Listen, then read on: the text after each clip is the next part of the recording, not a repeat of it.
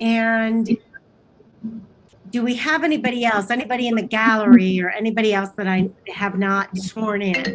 Oh gosh, I apologize. My phone is ringing.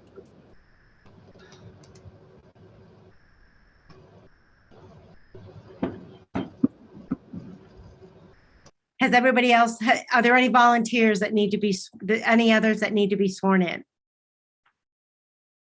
Oh, is that no? Okay. I think that we are ready to proceed. Unless either of the parties have anything to bring up. Nothing? I think we just need to do our conflicts check and go from there.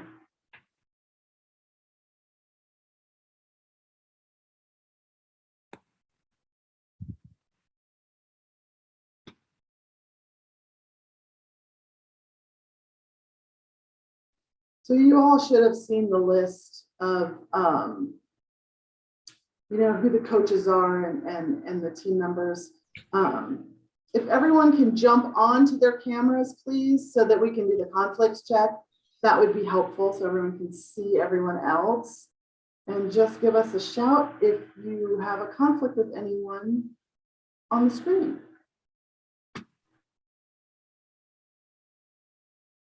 No conflict. Everybody good? No conflict. All righty. Judge.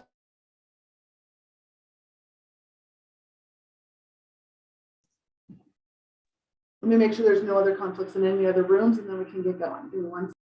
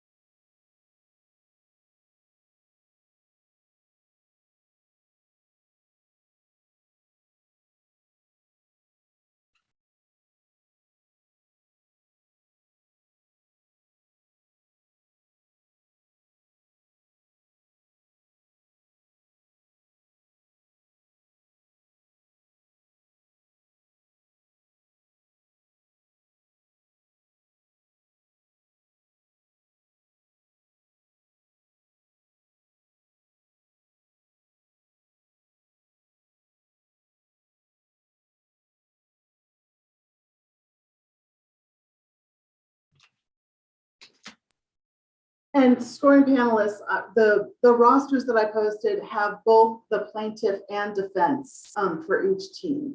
So just scroll to the appropriate one for each round. Does that make sense? Okay.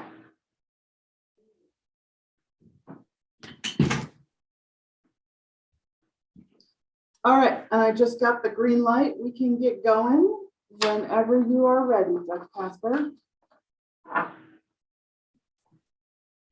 Okay, will the prosecution call their first witness?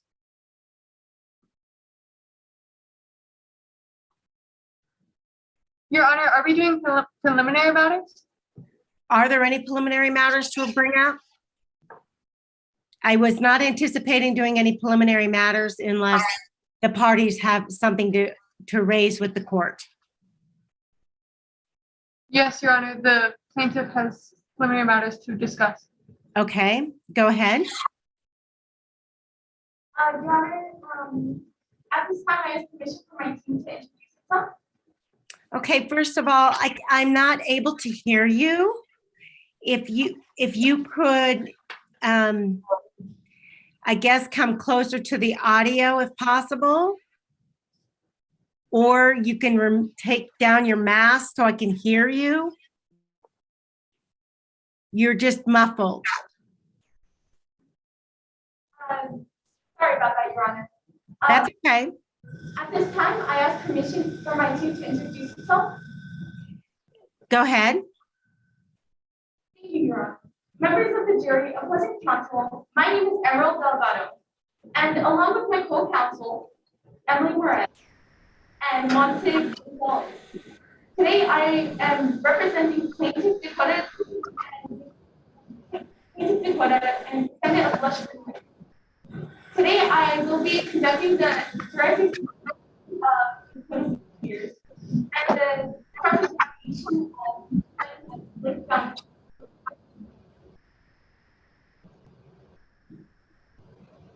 All right, you guys, your audio is just cutting out really badly. Is there any way you guys can dial in on your phone and then kind of pass that around, because we are really struggling to hear you. Can you give us a minute, Your Honor? Yes. Thank you.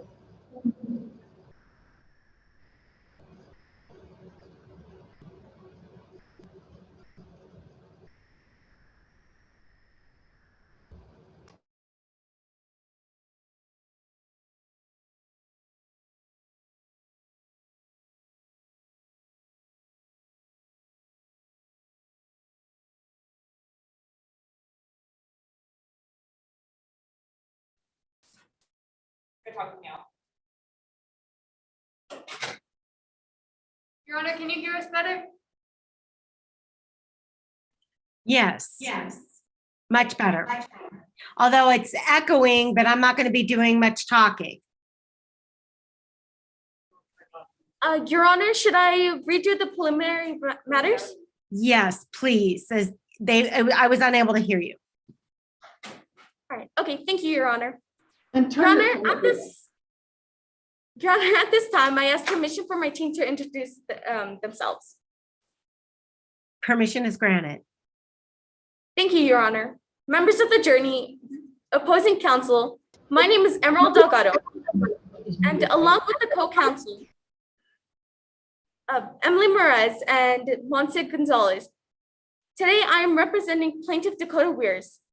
Today, I will be conducting the direct examination of Dakota Weirs and the cross-examination of Blink Doncourt.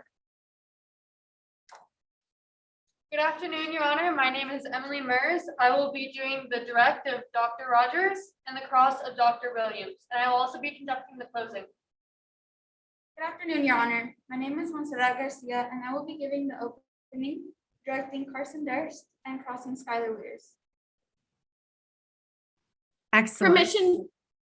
Your Honor, permission for our witnesses to introduce themselves?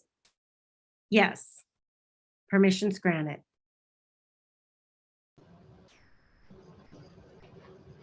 Good afternoon, Your Honor. I am Jacqueline Talvera, and I'll be playing Dakota Weirs today. Good afternoon. Good afternoon, Your Honor. I'm William Johnson, and I will be playing Carson Durst. Good afternoon. Good afternoon, Your Honor. I am Mackenzie Bryant, and I will be playing Dr. Casey Rogers. Good afternoon.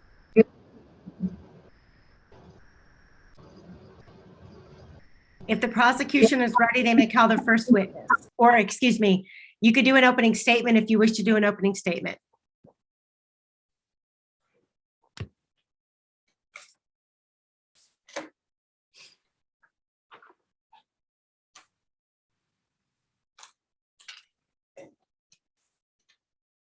Envision yourself at the edge of your biggest dream. You worked so hard and accomplished so much, and you're there at the finish line, when suddenly it is all taken away from you. All of that hard work, all of that passion, all of your hopes and dreams, gone. Your Honor, ladies and gentlemen of the jury, my name is Montserrat Garcia, and today, along with my co-counsel, Emily Mars and Emerald Delgado, I am representing Dakota Weirs. Today, you will hear from my client, Dakota, a young adult with many dreams she can no longer accomplish. She will tell you that she had the opportunity to work, volunteer, and play the piano. She was even awarded a scholarship to attend one of the best performing art colleges in the world to continue to pursue her passion as a pianist. Dakota will explain that at the age of 14, she needed money to get herself through school. So she began to work as a landscaping technician at Haven Landscaping. There, she could earn money and combine that with the love of the outdoors and working with her hands. She will testify that what she didn't know is that by working, she was exposed to a cancer-causing chemical, Drufo. She will explain that she started to feel fatigue, chest pains, and many other painful effects. She was then diagnosed with non-Hodgkin's lymphoma, a type of cancer that affects the lymphatic system. Because of this, her dream as a piano performer ended. Perfect melody of her life became silenced. Dakota will tell you that she had to give up her Juilliard scholarship as well as a passion for her piano. Along with Dakota, you will hear from Carson Durst, who will tell you how the company works on the inside, how Lush Fertilizer tried to cover up the fact that Drufo is linked to cancer. You will also hear from Dr. Casey Rogers, who will tell you how the chemical Drufo used in Lush Fertilizer caused Dakota's cancer. Lush Fertilizer was chasing money while Dakota was chasing her dreams.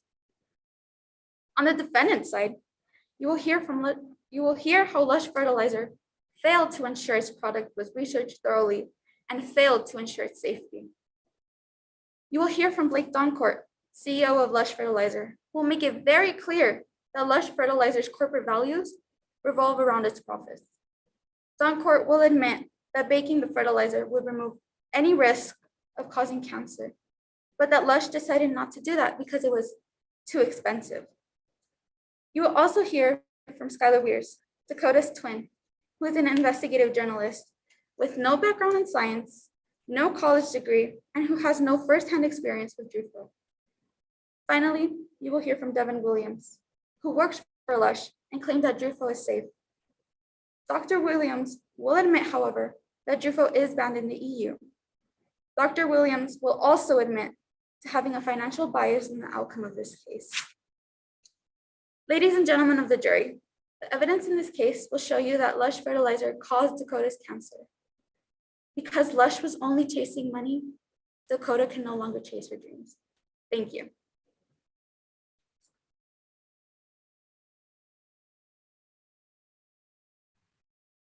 Does the defense wish to make an opening statement? Yes, Your Honor. You may proceed. What happened to Dakota Weirs was a tragedy. But Lush Fertilizer is not to blame for what happened.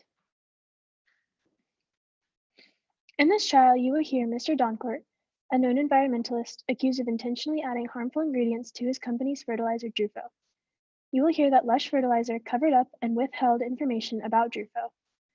Mr. Doncourt and Lush Fertilizer will be accused of trying to save money for personal reasons. However, none of this is true. Dakota Weirs has worked with fertilizers from a very young age, worked with a variety of fertilizer, and at some point used Drufo, but failed to use protective gear such as long-sleeve shirts, pants, face coverings, and masks. You will learn that Dakota first learned about Drufo being carcinogenic from television. They then hired lawyers and began the process to sue Lush Fertilizer. We've all seen the commercials like the one Dakota saw. They learned about it from TV, not from a doctor or specialist, and allowed that to convince them that Lush Fertilizer had caused their cancer rather than doing research and being reasonable about other factors.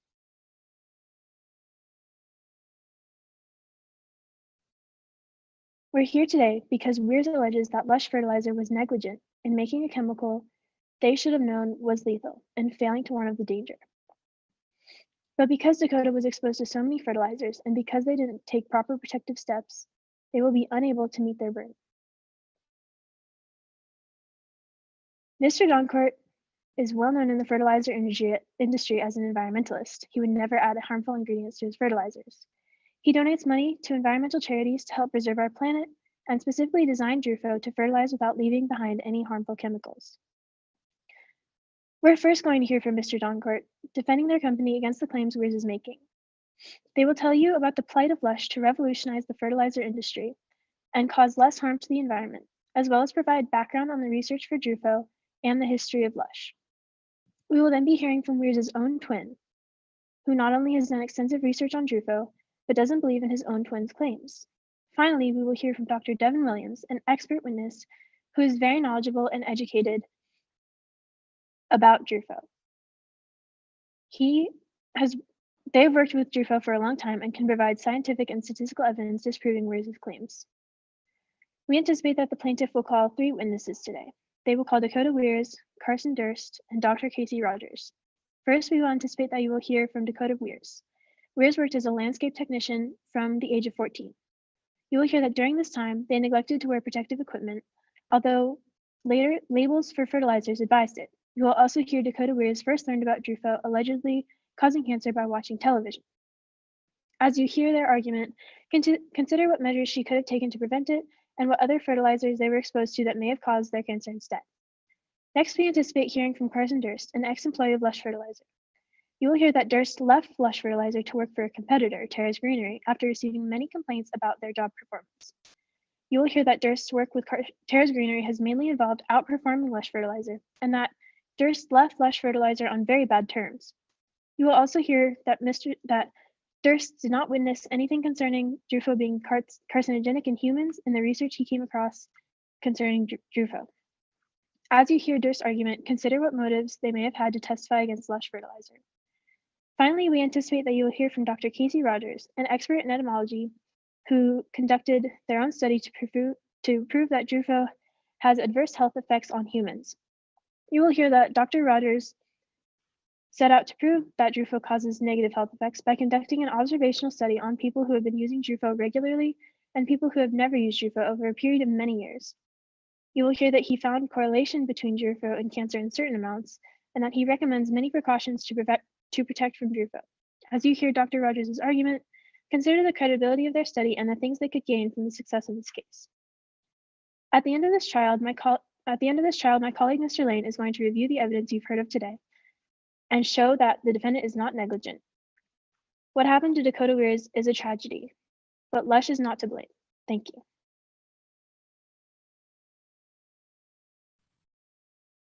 Thank you.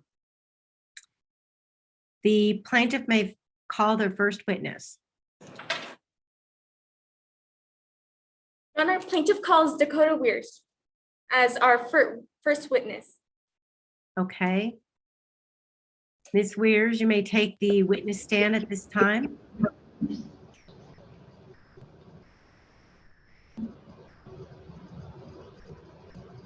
Hello. Can you hear me? Yes, we can hear you just fine, Ms. Weirs. Can you please introduce yourself for the jury? Hello, I'm Dakota Weirs. Weirs is spelled W-E-I-R-S. Ms. Weirs, can you tell us why you're here today? I'm here because I'm still in Lush Fertilizer because the product made me sick. What kind of cancer? I got cancer, which is non-Hodgkin lymphoma. Now, how old are you, Ms. Weirs? I'm currently 20 years old. Are you a college student, Ms. Weirs? Unfortunately, I'm not. I had to defer my full ride scholarship to Juilliard for 2 years. When did you learn that you had developed non-Hodgkin lymphoma? Well, I found out when I started feeling very sick. I was just always very tired. I just couldn't sit for such long period of time. How are you diagnosed with non-Hodgkin? Well, after such long visits and lots of medical bills, I was finally diagnosed with non-Hodgkin lymphoma. How has your diagnosis affected your life? Well, it has affected my life because I'm not able to participate in extracurricular activities. I'm not able to volunteer at my local homeless shelter, and I'm also not able to play the piano, which I really love. I want to talk to you about your interests. Did you do anything for your community? I did. I volunteered at my local homeless shelter where I'll wash dishes as well as serve dishes, and I'll also make sure that everybody was doing just fine. How else has your diagnosis affected your life? Well, I'm not able to participate in extracurricular activities as well as be able to play the piano. And has anything come out from you playing the piano?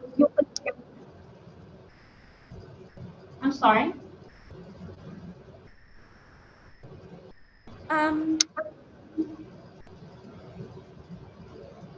And has anything come from you playing the piano? Well, yes, I started playing at a very young age, and it was all due to my grandfather, which he was the one that introduced me to piano at a very young age.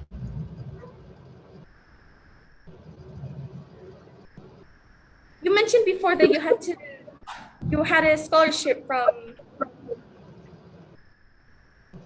I'm sorry, give me, you mentioned before that you had to do for a scholarship from Juilliard, correct? That is correct, yes. What is Juilliard? Juilliard is a prestigious school where it talks about musical, and I was welcome to it because of my talent by playing the piano. Now, let's talk about the piano. Can you tell us when you began playing? Well, at a very young age, my grandfather actually gifted my parents when they got married such a beautiful piano, and ever since I just really was attached to that piano. What were your first experiences with the piano? My first experiences were when I remember I'll just waddle over to the beautiful piano, I'll just set my toys underneath as an audience, and I'll just start banging on the keyboards. Besides your grandpa, have you taken any lessons or classes? Unfortunately, my grandfather passed away when I was 7 years old, and my parents saw that I was so passionate about this that they paid for some lessons for me. And were you successful in that pursuit? I did a couple of recitals and played in a couple of different states. Besides keeping you from playing the piano and attending college, how else has your diagnosis affected you? It has affected me because it feels like I've lost my grandfather again. How do you feel about your diagnosis? Well, I feel very depressed. It's just a hard thing to describe and just very tired. How were you exposed to Drupal? Well, I was exposed when I was working at Haven's Landscaping. How old were you when you first started working at Haven's Landscaping? I was 14 years old. And how long did you work there?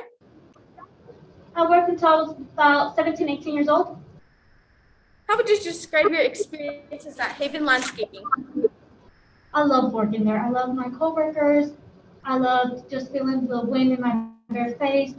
It was just a beautiful experience. You've testified about how busy you were in high school, maintaining your high grades, participating in extracurriculars, and becoming an accomplished pianist. Why did you choose to work as well? Well, I decided to work because my family really needed the money, and I also wanted to pay for my college.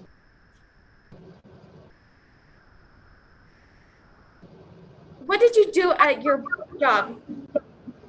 Well, since I was pretty young to work with the bigger machines, I usually would fertilize seeds, and place the seeds. What products did you work with? I worked with lots of products, but the main one was Lush fertilizer. Your Honor, permission to show the witness what has been previously marked as Exhibit 1. It will also be displayed for the opposing counsel. Permission granted. Thank you. Please take a look at this document. Do you recognize it, Ms. Spears? Hold up, it's still not, I still can't see, I'm sorry.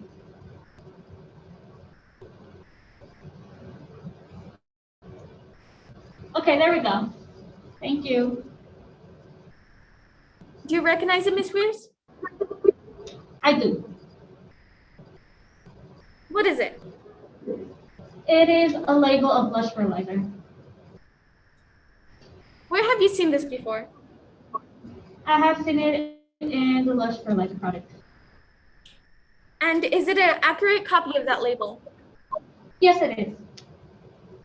Your Honor, at this time, I asked Exhibit 1 be admitted into evidence. Is there an objection? Is there any objection by the No. defense? No. Okay, having heard the objection, the exhibit 1 is admitted. Thank you, Your Honor. Besides listing the product's ingredients, what does this label say, Ms. Beers? It includes a couple of hazards and some safety recommendations. What hazards are identified? Well, it says keep out of reach of children and that it could cause eye irritation. Does it have any other warnings, such as it could cause cancer? Not at all. You mentioned user safety recommendations. What were those? Well, it recommends to wear safety equipment. What did you wear while you were working with this Lush product? Well, it was always very, very sunny. So, such as my coworkers, I'll just wear a t-shirt and some shorts. What about protective equipment? Did you wear a face mask and eye covering? I did not, but if I knew any better and that this could cause cancer and ruin my life, I would have done things way different. You testified that after your diagnosis, you learned that Drifo was a carcinogen. How? Well, I was recovering, which is what I usually spend my time doing now, and I saw that on the news someone had exposed Lush fertilizer and that their main ingredient was Drifo. What did you do after you found this out? Well, I immediately called my old boss and my father. Why did you call your boss? Well, I called my boss to see if he could send me a picture of the product. And was it the exhibit 1 that I have showed you? Yes, it was. Is there any other reason that you believe Drifo caused your cancer? Well, yes, I have a twin. Their name is Skylar, and we pretty much lived identical lives, except that Skylar was allergic to grass, so they were not able to work with me. So I believe this is more of an environmental and not genetic. Now, Ms. Weirs, what are you hoping to accomplish by bringing this lawsuit? Well, I'm hoping that no one else uses this product because it could ruin their lives like it did to me. Thank you, Your Honor. No further questions. Cross-examination?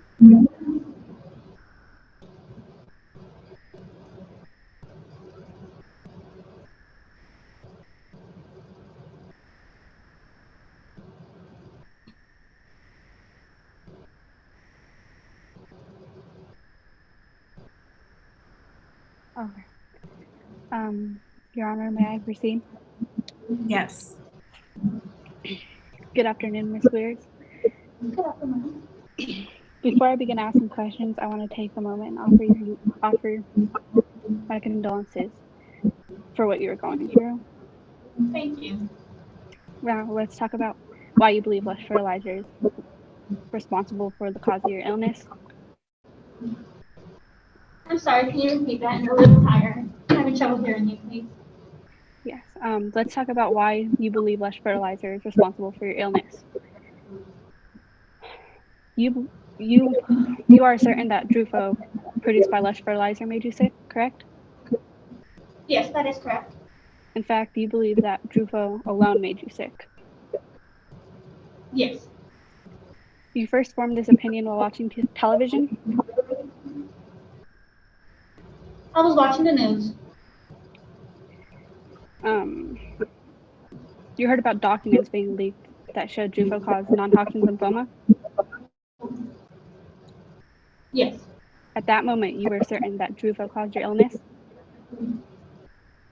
Well, not necessarily. I was also feeling very sick and I was very scared, so I wanted to know what was going on with me. You never reviewed these leaked documents, correct? Which documents are we talking about? I'm sorry. The leaked documents. Okay, yeah. You also determined Drufo caused your illness because Skylar, your twin, did not develop non-Hodgkin's lymphoma. I believe that was one of the causes, yes. Since you are twins, you believe that if you develop non-Hodgkin's lymphoma, then he should have too? Not necessarily, like, we are not fraternal twins. We'll talk about this more in a moment, but you agree that Druva was not the only fertilizer you used while doing landscaping work, correct? That is correct. In your words, you used several other fertilizers and lawn chemicals. I did, the main one being lush fertilizer. I'm sorry, can you repeat that? I did, but the main one was usually lush. In your, sorry, to be clear, your sibling Skylar, to your knowledge, never, sorry, one second. No worries. Objection relevance? Overruled.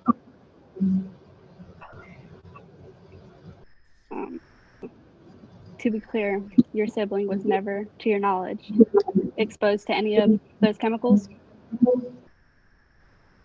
Skylar did not work because they were allergic to grass, so no.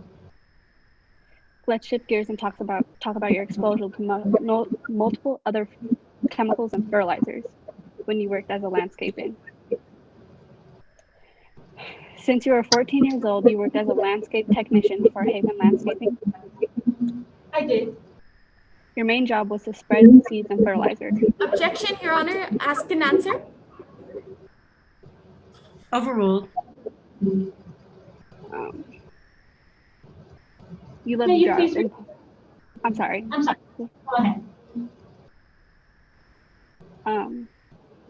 You love the job in part because you can feel the wind on your bare face and on your eyelashes. Yes, I love that. Yes. That's part of the reason why you didn't wear a face mask, even when your boss told you to. Yeah, that could be a reason, yes. Despite being told this, you still wore shorts and t-shirts. It was always very sunny, so yeah, I did. You stated, if I had known that Lush caused non-Hodgkin lymphoma, I may have done things differently. I did, yes. But Lush wasn't the only fertilizer you worked with. It was not.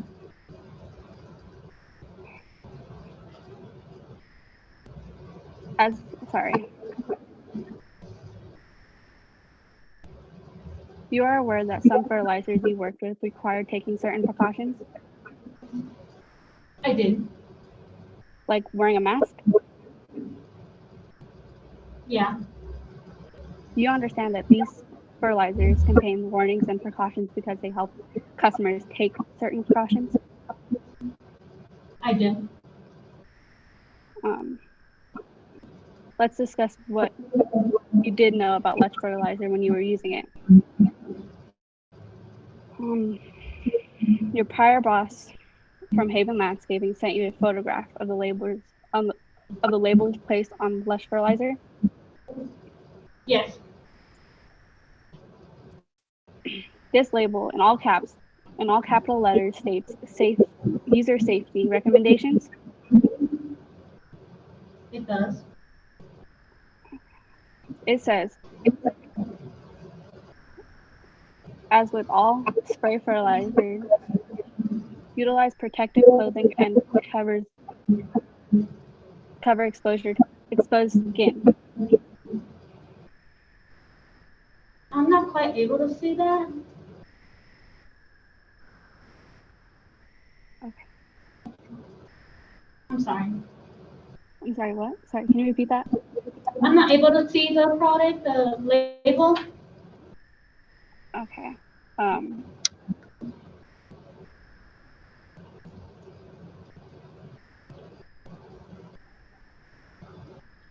Okay. Use of a respirator or an N95 mask is recommended. Yeah, I remember that saying that. Users should wash their hands before and after using this product. Yeah. It includes another section that says caution.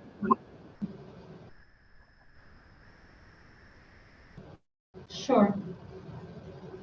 Causes eye irritation. Yes. Despite all of this information, Ms. Weirs, it's still your opinion that Lush fertilizer alone is 100% responsible for causing your illness? Main part of it, yes. Thank you. I have no further questions.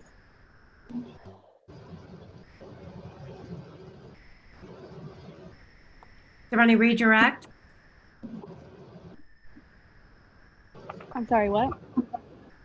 Does the prosecution wish to redirect the witness? Conduct No, Your Honor, redirect? no. I'm sorry. No, Your Honor, no further Okay, questions or reject. okay. Ms. Weirs, you may step down. Thank you, Your Honor. Prosecution, call your next witness, please. Your Honor, the plaintiff calls Mr. Carson Durst as a witness.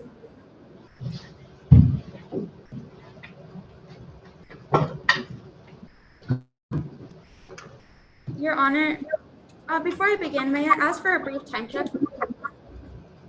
I'm sorry, I didn't hear you. A brief what? A brief time check, please. Yes.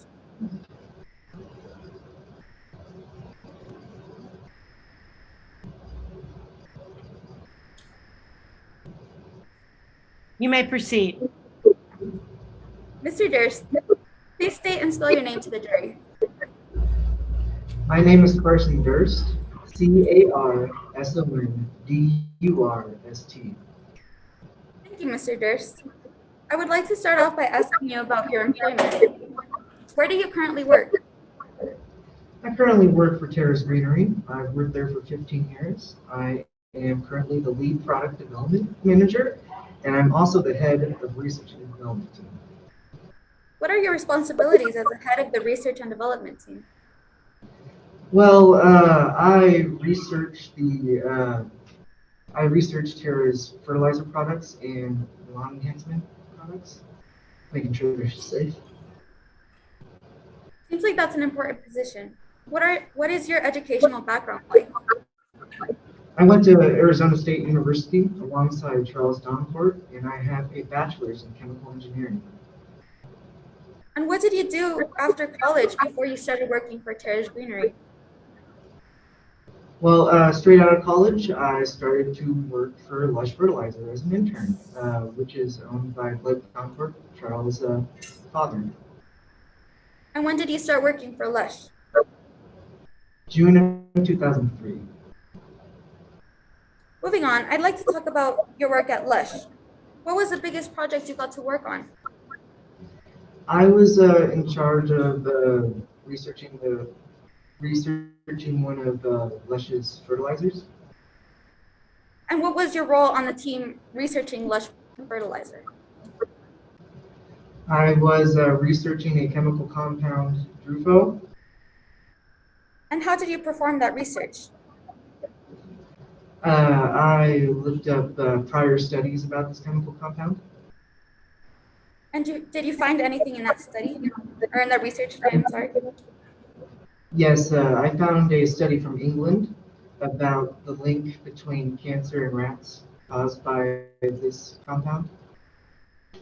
And did you report these findings anywhere? Yes, I reported them in my lab notebook. And where would these reports go? They would go to my superior, Jerry Langley, and she would give them to the higher ups. And what happened after you reported the finding in your notebook? We got word that in September, Lush was going to perform another in-house study. Your Honor, permission to display Exhibit 4 to the witness? Permission granted. Your Honor, I'm showing opposing counsel a copy of Exhibit 4.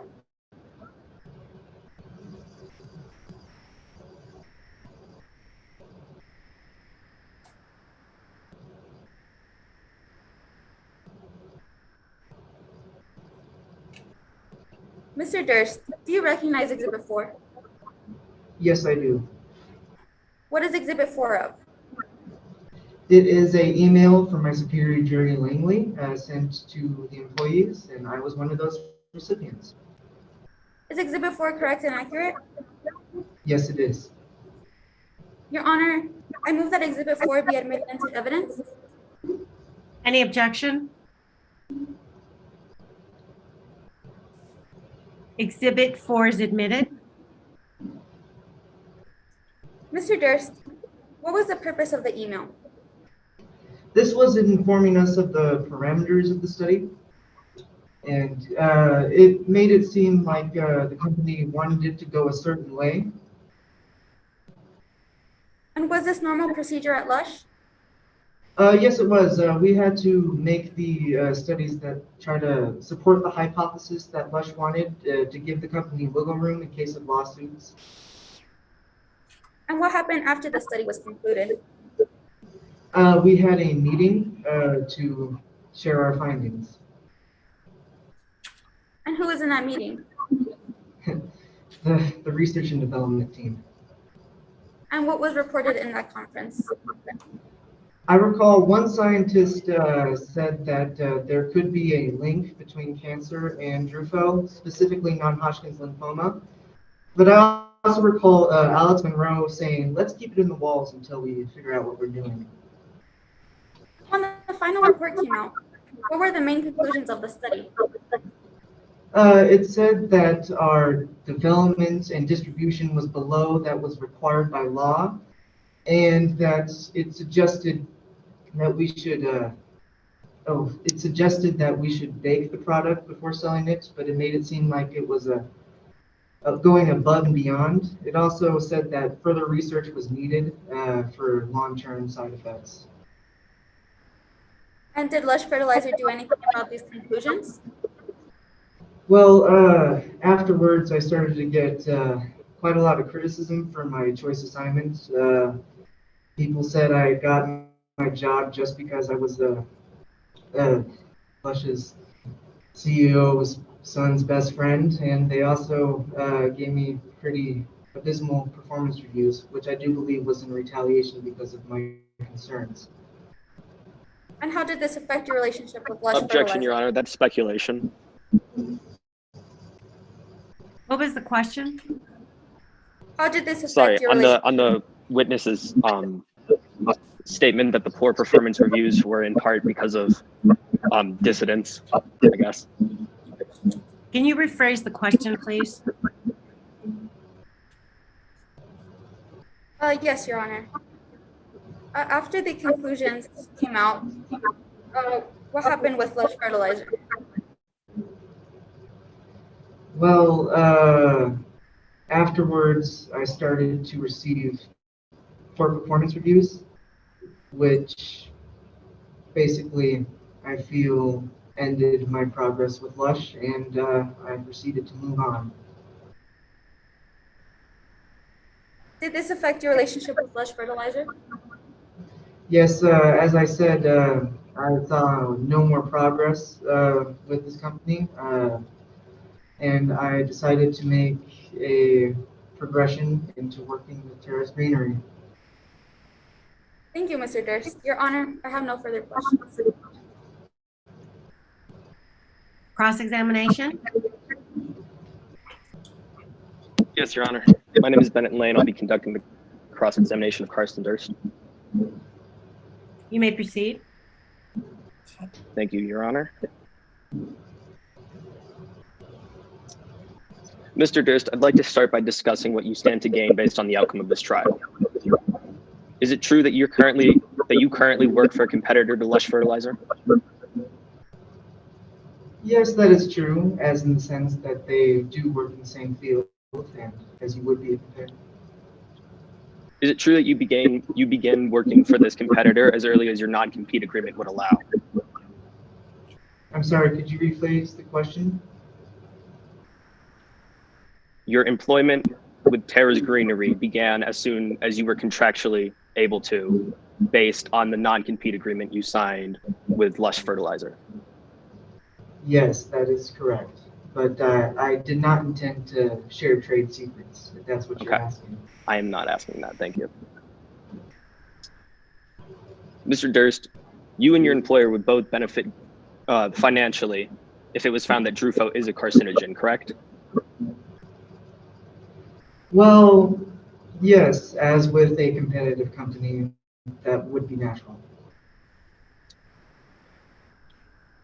Mr. Durst, do you agree that Taylor's Greenery is a major competitor for Lush Fertilizer? Yes, I do. As competitors, is it fair to say you both compete for market share? Objection asked and answered. Overruled. I'm sorry, could you repeat the question? Sure. As a competitor to Lush Fertilizer, Taylor's Greenery and Lush Fertilizer would both compete for market share, correct? Yes. Taylor's Greenery isn't able to manufacture products containing Drufo because it's patented by Lush Fertilizer? Yes, that is correct, but we are in development of more advanced products.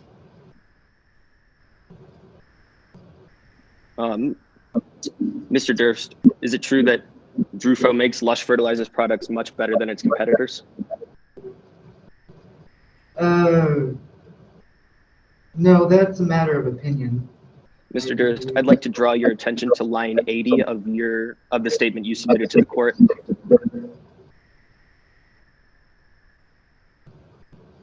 Yes. There you can see you describe it as putting Lush Fertilizer leaps and bounds ahead of their competition, and you describe it as their golden goose. Wasn't your question saying that does that make it better than what we've developed now right here? Correct. Could you reread the line for me? Sure, sorry about that. In the testimony you submitted to the court, you described Drufo as the goose that laid the golden egg, and its texture and longevity of the fertilizer produced by Lush Fertilizer was what set it apart from its competitors. Yes, that's what set it apart. That's not what made it better. So when you described the product as the goose that laid the golden egg, that wasn't implying that it was a benefit? Of course, it would be a benefit for any company if they came up with a good idea. But as I said, it's a matter of opinion between quality of different products. Okay. You and Taylor's Greenery have still been unable to create products as effective as Lush Fertilizers. Yes, but we're in development of more advanced things right now as we speak. Do you agree that if Drufo is found to have caused non-Hodgkin's lymphoma, then Drufo, the chemical that sets Lush's product ahead of the competition, would see substantially less sales? Objection relevance. Overruled. I'm sorry, sir. Could you repeat the question Sure. again? Do you agree that if Drufo is found to have caused non-Hodgkin's lymphoma, it would see substantially less sales? Of course. I wouldn't buy anything that could cause me cancer. Okay. I'd like to talk for your time. Sorry. I'd like to talk about your time working for Lush Fertilizer and your relationship with Mr. Doncourt. Before your time with Lush Fertilizer, were you close friends with Blake Doncourt? Well, he was best friend. Well, it is my best friend's Charlie's dad, and yeah, he did give me rights to my soccer game on occasion. Did you receive your initial internship at Lush Fertilizer because of your relationship with Mr. Doncourt? I certainly see that it put my foot in the door, but I do believe I performed very well in my position. But we agreed that you getting the promotion had something to do, at least in part, with your relationship with Mr. Doncourt. No, I do believe I was performing at a higher level, and I did definitely bring attributes to that position. Okay. You became an engineer at Lush Fertilizer after only 3 months of your internship. That is correct. You were promoted that quickly because of your relationship to Mr. Doncourt. No, as I said, I do believe I was performing at a higher level. But some of your coworkers believed you were promoted that quickly because of your relationship with Mr. Doncourt, right? Yes, you can't trust everything that's talked around the water cooler. But you did believe that at least some of them thought that. Yes, I do believe that most certainly they did think that, but that doesn't mean Okay. it's fact. I understand. You joined Terrace Greenery to get back at Mr. Doncourt. Well, certainly at the time, I did feel incredibly angry about my leaving at Lush Fertilizer, and yes, at the time, I was very angry, but I do believe it was a lateral progression, and I've worked in fertilizer all my career, and I think it's something I do best at. Thank you, Mr. Durst. Now that we've established your role in the case, I'd like to ask you about your experience working on the development of Drufo. Of course. When you started work on Drufo, had it already been developed? Yes. So your coworkers that had worked on Drufo from the start had a better understanding of the product? Not necessarily. From what my research and the research that I did about the product, I did have a fair grasp on it. Your research on Drufo was limited to to researching the safety of one particular chemical compound. Yes, the chemical compound in question is Drufo, am I correct? Sorry, I'll rephrase. The research that you did on the safety study for Drufo was limited to one particular chemical compound. The compound that's mentioned in Exhibit 3. Yes, that is correct. Okay. You didn't conduct the study that found that Drufo might have been a carcinogen, correct? Yes, I did not conduct that study. That study was conducted in England Yes. on rats, not people.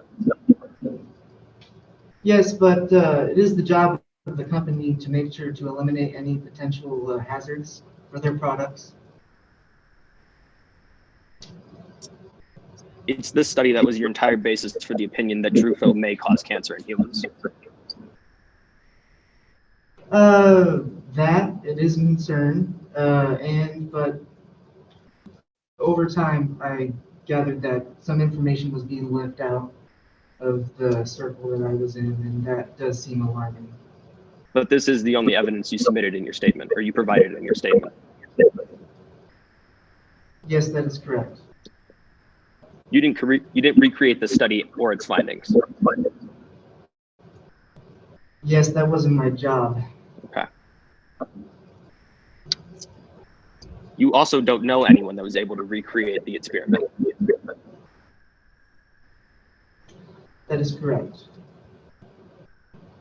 Were the results of this experiment uncertain?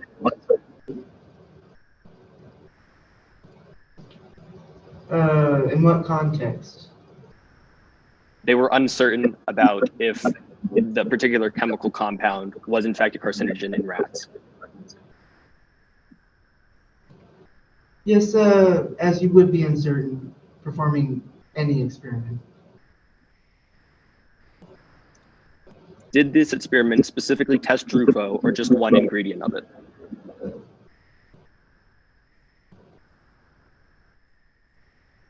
I think it specifically.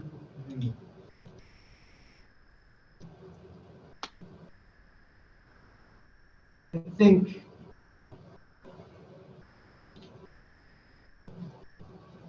one ingredient of it. Yes. Thank you. Is it true that you only worked for Lush Fertilizer for 3 years? That is correct. And it has been 19 years since you worked for Lush Fertilizer. Yes. So the firsthand knowledge you have on Drufo is almost 2 decades old. I suppose it is, but that doesn't mean that my memory is faulty, if that's what you're getting at. And you're recalling all of this information from 2 decades ago. Yes, well, when you have it in your mind for so long that the product that you are developing could hurt someone, it tends to stick with you. Thank you. Thank you. No further questions, Your Honor. Is there any redirect examination? No redirect, Your Honor. Okay. The plaintiff may call their last witness.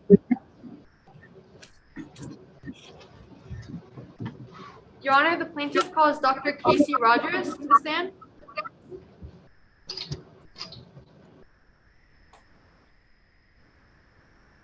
And before I begin, may I request a brief time check? Yes.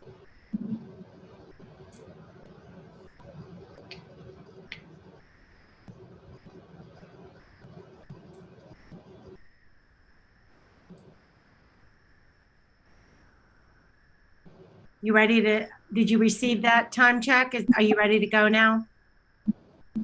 I'm not seeing it in the chat as of right now. 8:34 left. Okay. Thank you. 8 minutes, 34 seconds. Sure. Thank You you. may proceed. Good evening, Dr. Rogers. Can you please state and spell your last name for the jury? Dr. Casey Rogers, Rogers. Do you know why you're here today, Dr. Rogers? Yes, I am here testifying on behalf of the plaintiff of this case, Dakota Weirs. And what is your relationship with this case? I have been retained to speak on my findings on the chemical Drufo. What do you do for a living, Dr. Rogers? I'm a professor at the University of California at Berkeley, and I teach horticulture and entomology. What is horticulture? It is a study of growing plants. And what is entomology? It is a study of insects. And what schooling did you need in order to be in this line of work? I received my bachelor's in agriculture and chemistry from CSU, and I received my PhD in horticulture and entomology from the University of California at Berkeley. Before my PhD, I was a research analyst at a multinational chemical company. Do you have any published work? Yes, I have 6 in total, 4 relating to Drufo and 2 relating to carcinogenicity. What is carcinogenicity? It is the ability or tendency to produce cancer. And what was the article relating to carcinogenicity about? It was about the relationship between Drufo and carcinogenicity. Your Honor, at this time, under Rule 702, we offer Dr. Rogers as an expert in pesticide chemistry and carcinogenicity. Is there an objection by the defense? No objection, Your Honor. Dr. Rogers will be so admitted as an expert in those fields. Thank you, Your Honor. Now, Dr. Rogers, have you studied any particular pesticides? Yes, I've studied Drufo. What is Drufo? Drufo is a patented ingredient used in fertilizers as a bonding agent. What is a bonding agent? It is a specific chemical used to keep the fertilizer preserved and intact. And what made you so interested in Drufo? I had heard reports on it, so I wanted to see it for myself, and I did some tests.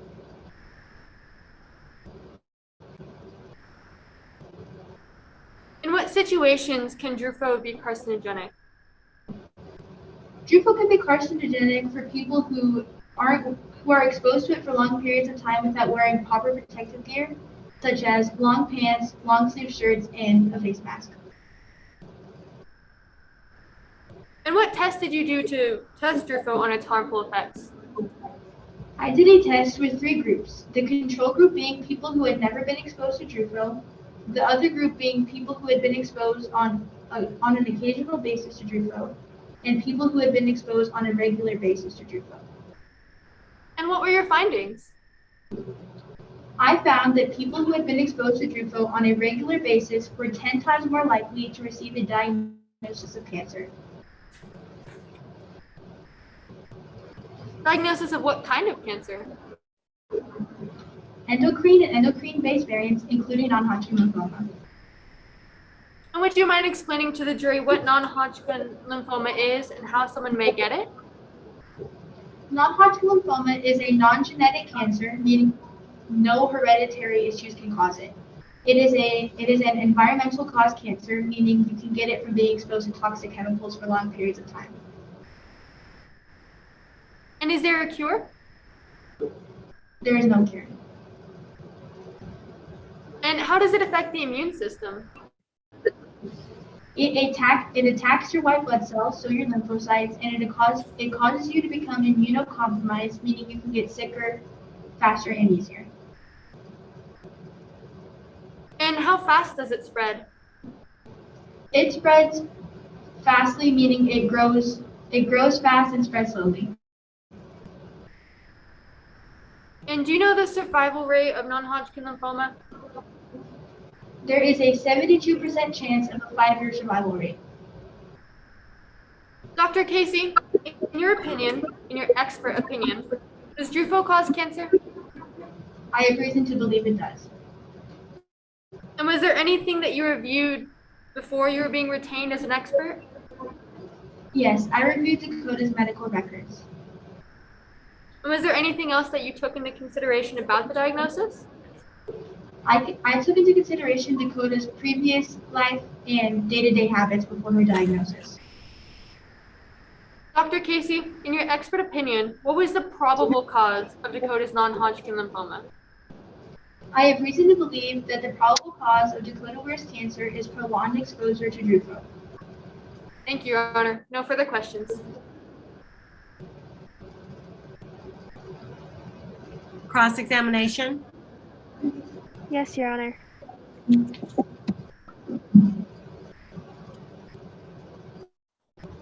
My name is Ellen Clark, and I would like to cross-examine Dr. Casey Rogers. May I proceed? Yes. Yes. Dr. Rogers, let's talk about why you're here today. You stand to gain a tremendous amount if Miss Weirs gets a favorable verdict. Can you repeat that? I'm sorry. Sorry. You stand to gain a tremendous amount if Miss Weirs gets a favorable verdict. Is that correct? I never said that I would gain anything from this. Is this the first time you've testified as an expert? Yes, it is. But you do hope this is not your last time testifying as an expert. Is that correct? That's correct. That is because you believe if you do get a favorable verdict, it will open the door to other class action lawsuits, That's correct. and you hope to be on the forefront of that battle. Yes. So not only do you hope that there will be other cases, but you are also being paid as an expert witness in this case, correct? That is correct. Objection, Your Honor. Compound question. Overruled. So do you want me to repeat that question? Yes, please. Okay. So you are being paid as an expert. You're being paid as an expert witness in this case, correct? That is correct. So in other words, Miss Weirs is your employer? I wouldn't say she is my employer. I am helping her out with this case. But they are paying you, so you would say that she writes your checks. I would not say she writes my checks, but she did hire me to testify for her. Therefore, she is your employer, correct? I suppose so. Okay, let's move on to discuss the credibility of your study. You agree that as a scientist, it is important to be objective in your studies? I do. And it would be bad if a scientist conducting a study wanted a particular outcome, correct? Correct. Can you pause it? The time is up for the defense.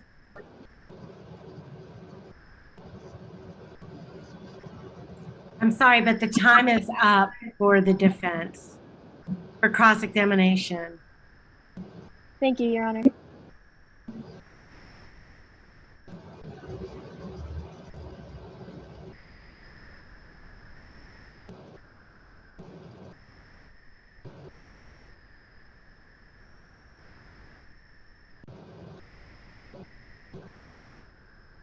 This witness may step down unless the plaintiff, hold on.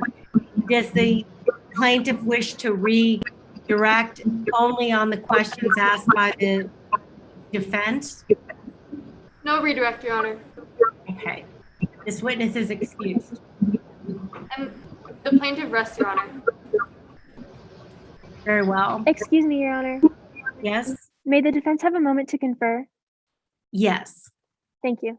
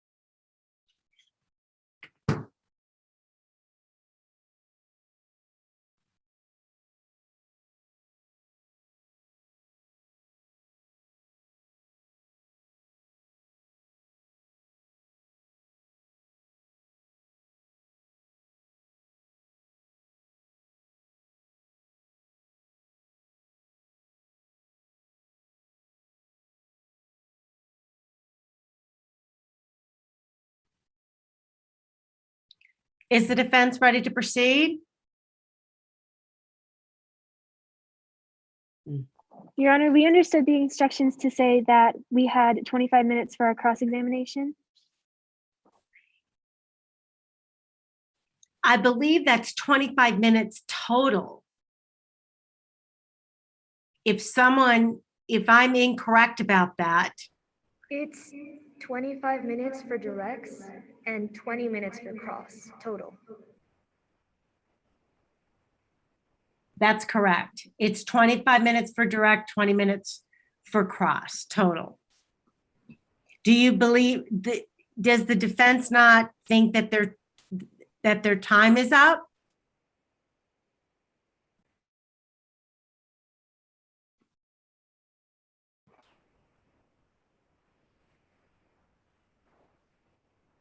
Sorry, Your Honor. We understood that we had 25 minutes per cross-examination. Can we request permission to finish this final cross-examination?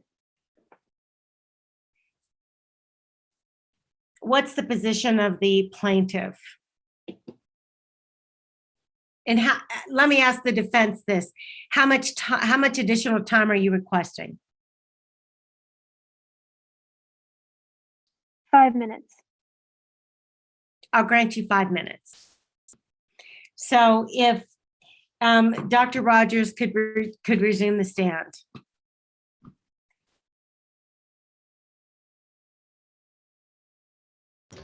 And the time starts now. You may proceed. All right.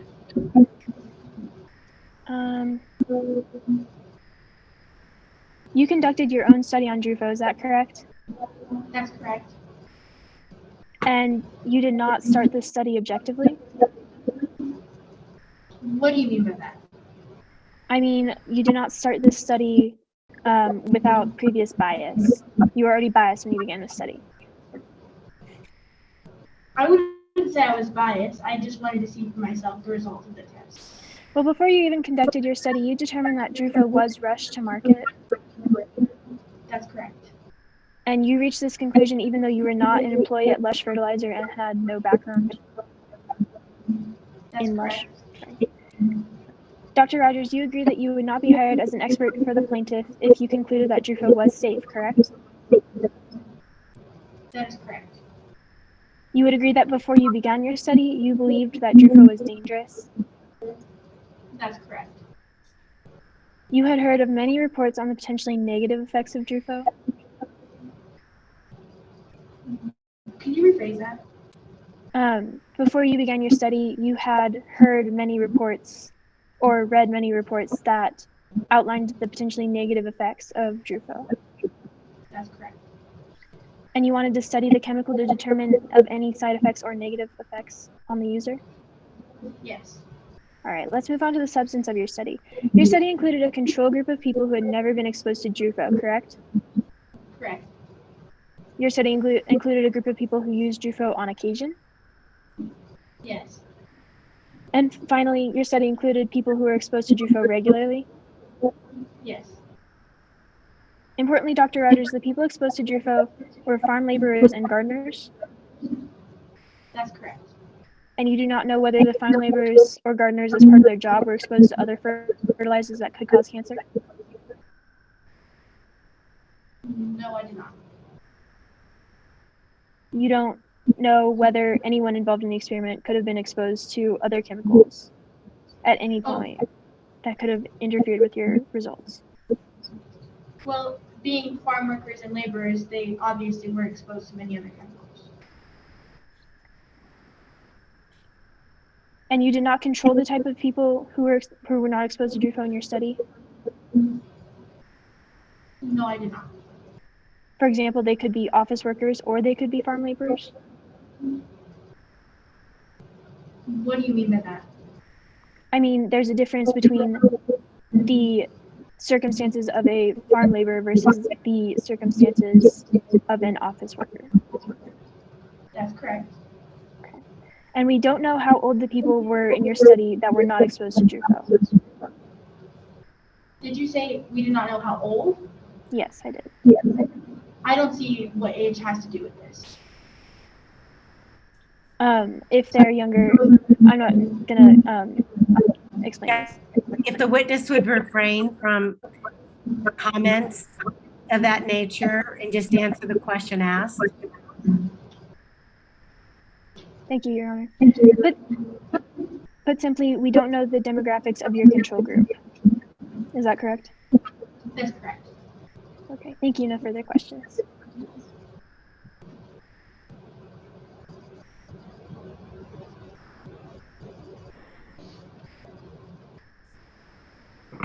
Does the plaintiff rest? Your Honor, the plaintiff wishes to do a brief redirect for Dr. Rogers.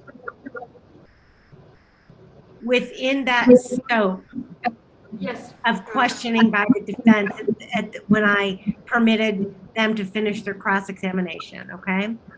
Yes. Go ahead. Dr. Rogers, sorry. Dr. Rogers, does age matter when talking about Drufo? I wouldn't say it matters. I think all that matters is how long you've been using the product. And do you know how long Dakota was using the product? She was using the product for 4 consecutive years.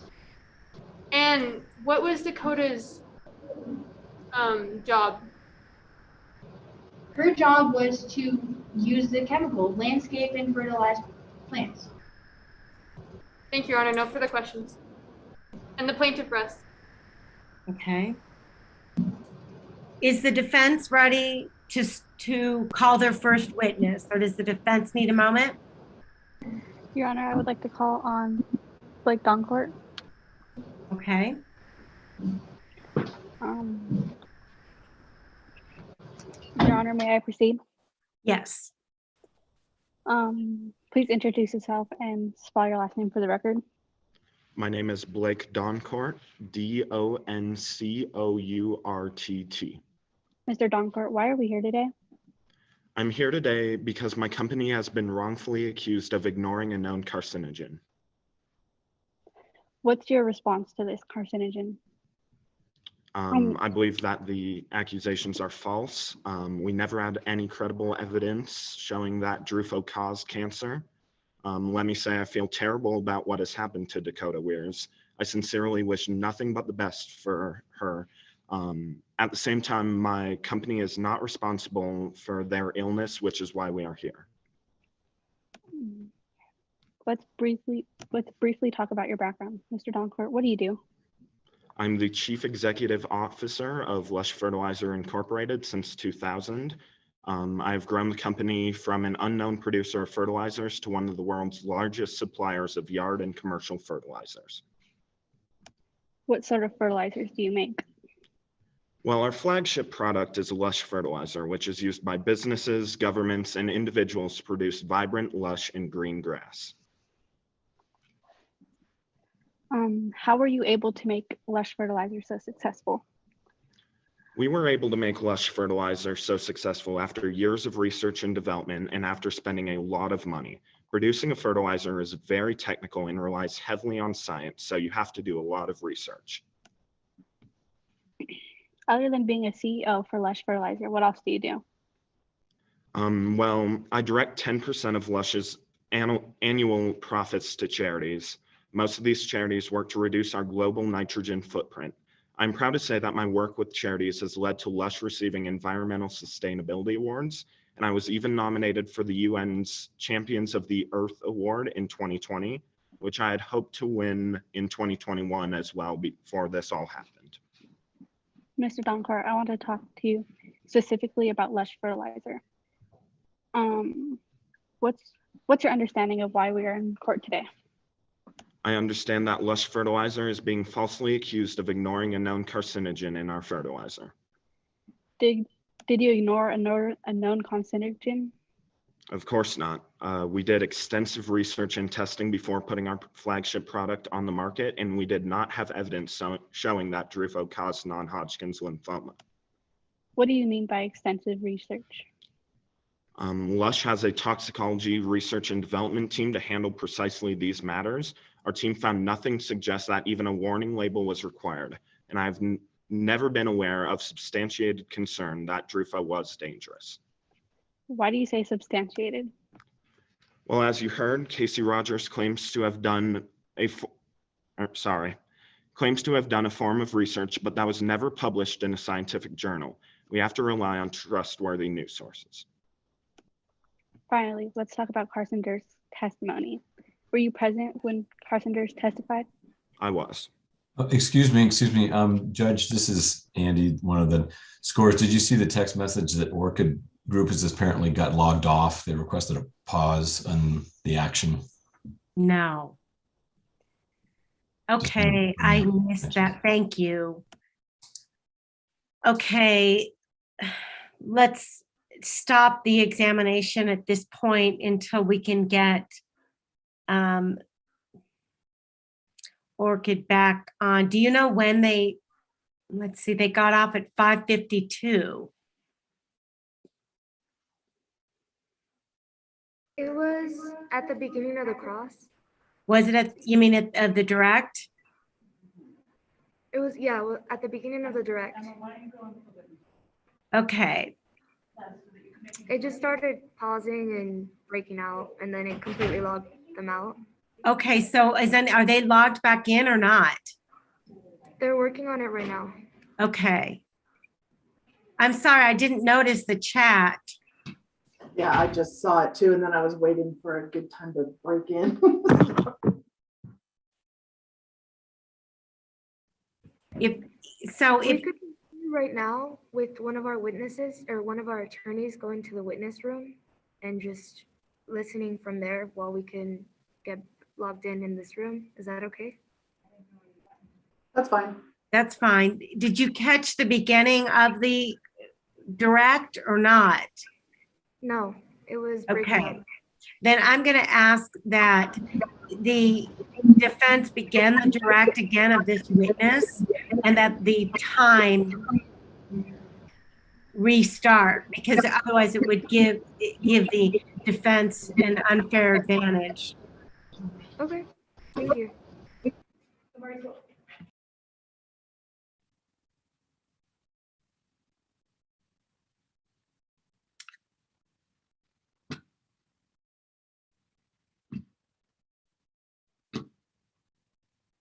Are you guys ready? Can we start over? Let's go ahead and start. Okay, can you guys hear someone from the plaintiff's side? So we're still transferring rooms? Yeah.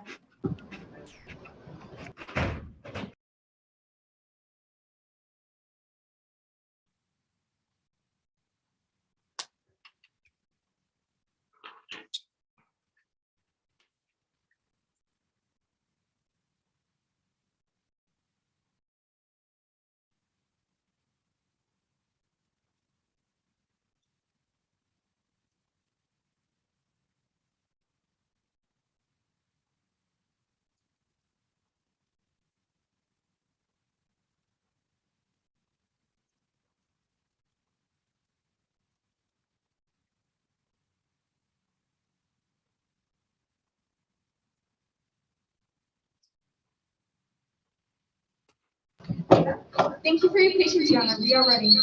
Okay. Okay, now, please, anybody who is not either testifying or examining the witness, please mute your audio. Okay, so now what we are going to start with the first defense witness again because the prosecution lost feed. So is everybody clear on that? And I can't hear. Yes, Your Honor. Okay, okay. So the defense may proceed again with their first witness, Mr.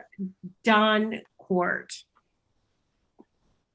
Please introduce yourself and spell your last name for the record.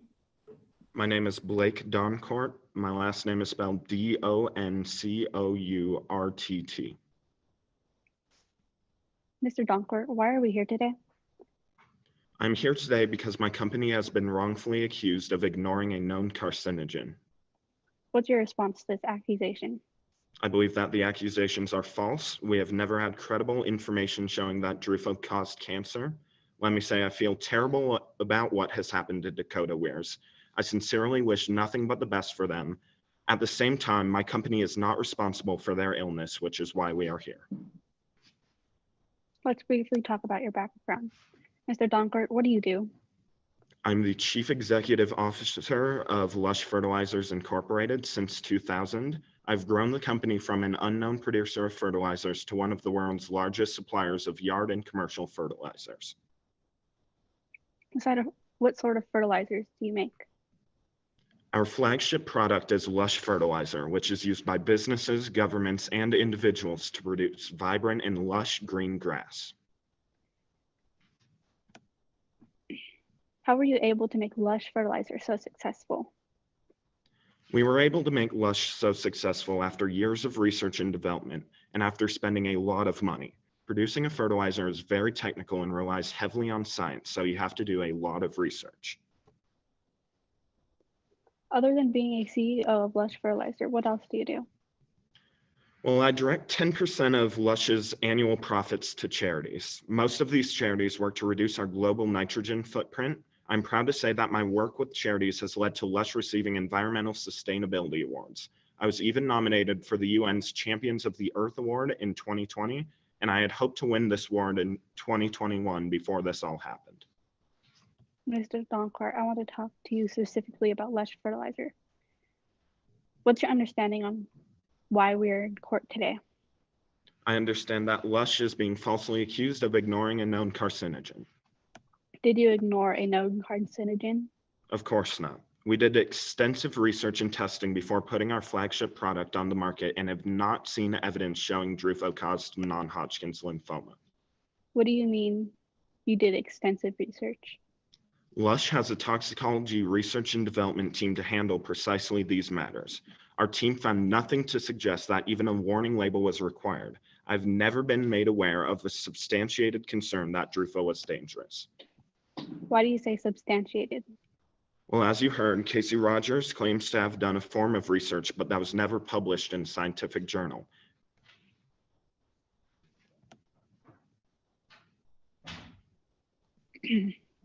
Finally, let's talk about Carson Durst's testimony. You were here when Carson Durst testified?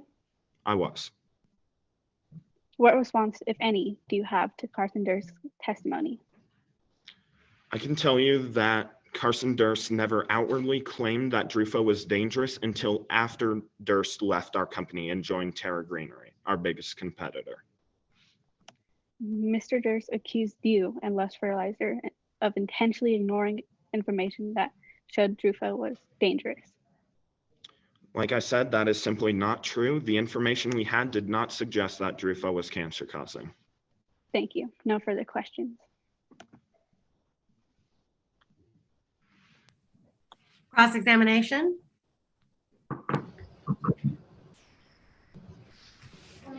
Yes, Your Honor.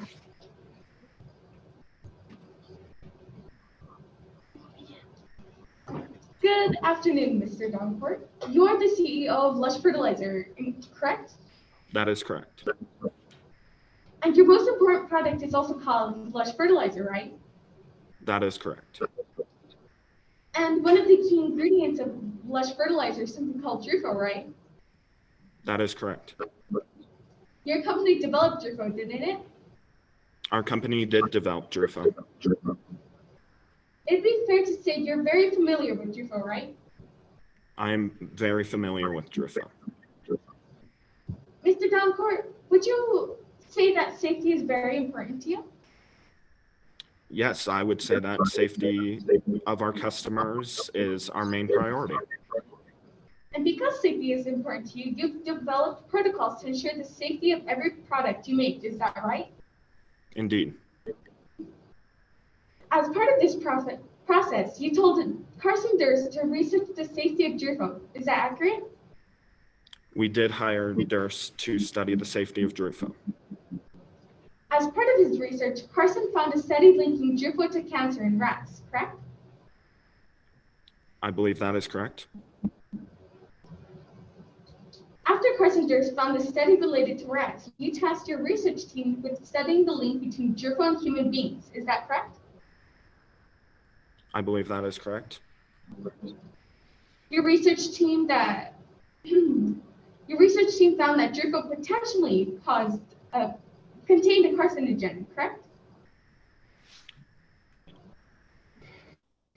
I'm not sure how to answer that question. Oh, would you like me to rephrase? Yes, please.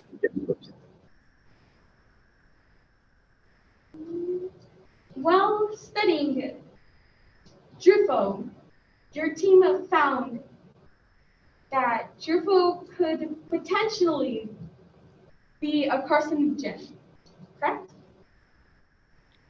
As I stated before, I personally was never made aware of substantiated evidence that it could be a carcinogen. But overall, you were aware, correct? I was aware that there was research being done. And that it was perhaps linked to non-Hodgkin lymphoma, correct? I had heard claims that the research suggested that it was being researched. Your research team also concluded that you could eliminate this risk by baking Drufo. Is that right? I was made aware that the risk could be eliminated by baking Drufo. But you didn't bake Drufo, did you? We did not bake Drufo because the concerns were not high enough and because it would not be, we considered it not advantageous because the risk was not high enough and it would damage profits. So is that enough? Would you restate the question? But you didn't bake Drufo, did you? We did not. Thank you. You did price out how much it would cost to bake Drufo. Is that accurate? We did price it out. And you decided that cost was too high. Is that right? We did decide that the price was too high after realizing that the risks were not enough to validate the price.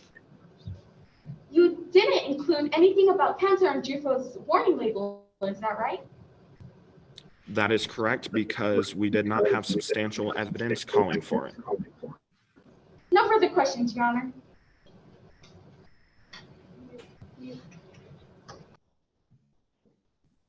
Is there any redirect? No, Your Honor. Okay. The defense may call their next witness. Mr. Duncourt, you may be excused.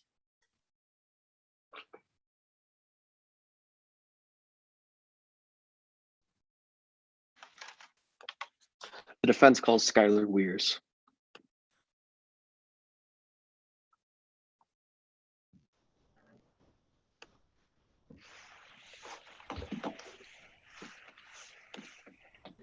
May I proceed, Your Honor?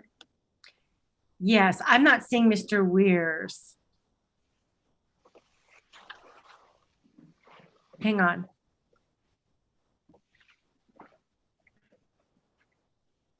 Okay, you may proceed. Thank you, Your Honor. Ms. Weirs, can you state your full name and spell your last name for the record? Skylar Weirs, Weirs. Ms. Weirs, what publication do you what do you currently do? I work as an investigative journalist for the Rationalist magazine. What type of publication do you write for? I write for the Rationalist. It is a quarterly science and education and science advocacy magazine published by the Rationalist Society, a nonprofit organization devoted to making scientific findings accessible to the public and combating the spread of scientific misinformation. Ms. Weirs, can I ask that you please remain in one place because the audio keeps going in and out? Yes, Thank you. It's okay. Thank you. You may proceed. Thank you. What type of articles do you write for the Rationalist? I primarily write articles relating to agriculture and agritech. What type of research do you have to do for these articles? For the series of articles I wrote about agritech, I spent almost a year reviewing publications issued by various agritech companies. Then I tracked down and reviewed the research studies referenced in those publications. I also tracked down a wealth of information maintained by the United States Department of Agriculture and the National Association of State Departments of Agriculture. This process was aided in my knowledge of statistics built up over the years over my journalistic career. Your Honor, defense moves to tender Ms. Weirs as an expert in agritech and agriculture. What's the plaintiff's position? Okay. Okay, Ms. Weirs will be accepted as an expert in the stated fields. You may proceed. Ms. Weirs, can you discuss some of the safety concerns associated with all fertilizers, not just lush fertilizer? Long grass requires nitrogen in soil in order to live. However, because of the widespread use of herbicides to kill the weeds that naturally deposit nitrogen into the soil, companies now replace the depleted nitrogen with synthetic nitrogen. As a soluble substance, nitrogen soaks deeply into the soil after a rainstorm or after irrigation, reaching groundwater and nearby wells. Nitrogen is known to contribute to various types of cancer. Adverse reproductive outcomes, especially neural tube defects, diabetes, and thyroid conditions. Synthetic nitrogen from fertilizers is also horrible for the environment. The ecological effects of nitrogen runoff are well known and include dead zones in lakes and oceans. What would you say sets DRUFO apart from other fertilizers? The way this works is that DRUFO bonds to the grass and lush fertilizers' active ingredients, nitrogen, phosphorus, and potassium, and prevents these active ingredients from being washed away as quickly, which means that these chemicals do not need to be applied nearly as often to achieve optimum yield. DRUFO needs to be applied once or twice a year. Other grass fertilizers need to be applied 5 to 6 times per year to achieve the same nitrogen penetration. Because DRUFO reduces the solubility of lush fertilizer, the nitrogen in this product is also less likely to contaminate groundwater and waterways. DRUFO is also an effective pesticide, which means there is no need for lush fertilizer to have pesticides like glyphosate and arsenic. While the research on whether DRUFO causes cancer, like non-Hodgkin lymphoma, is inconclusive at best, there is much clearer causal link between these other pesticides and cancer. The International Agency for Research on Cancer categorizes arsenic as a carcinogen for humans, and it categorizes glyphosate as a possible carcinogen. In your research, what did you learn about DRUFO's effects on humans? I did not find evidence linking DRUFO and cancer with any level of certainty. Use of DRUFO actually protects consumers by eliminating exposure to these recognized carcinogens. Finally, Ms. Weirs, there have and will be a lot of questions regarding your motivation for testifying today. Can you please share with us why you're here? I love my twin. I'm devastated about what happened to them, but Dakota is blaming the one product that was designed to reduce the need for continued and repeated exposure to harmful chemicals. If Haven Landscaping didn't use lush fertilizer, Dakota might have been exposed to synthetic nitrogen far more often. I know it is easy for me to point fingers, but if you ask me, this is an issue of poor training by the owner of Haven Landscaping. No company should allow its teenage employees to work with known harmful chemicals on a regular basis without wearing proper protective gear, at least a mask and gloves. I want justice for Dakota as much as the rest of my family, but Dakota is going after their own company. No further questions, Your Honor.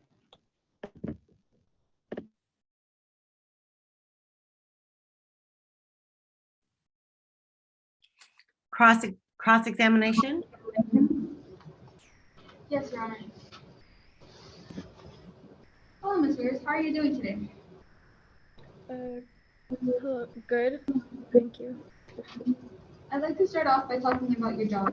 Ms. Weirs, you're an investigative journalist, correct? Correct. And did you go to college or receive any type of license for this job? No, I did not. You didn't receive any formal training? No. Ms. Weirs, how old are you?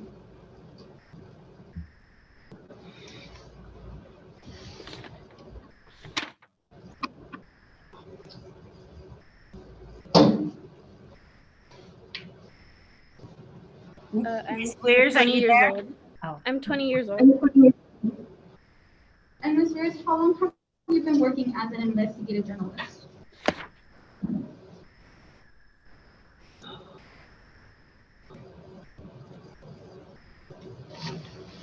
Ms. Weirs, are you able to hear the question?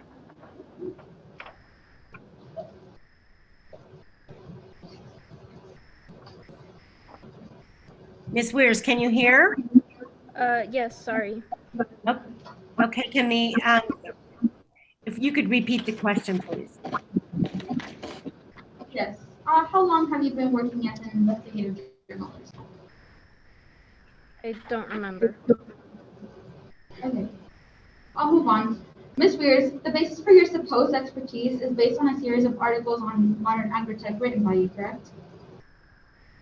Correct. And how long did the research for the articles take?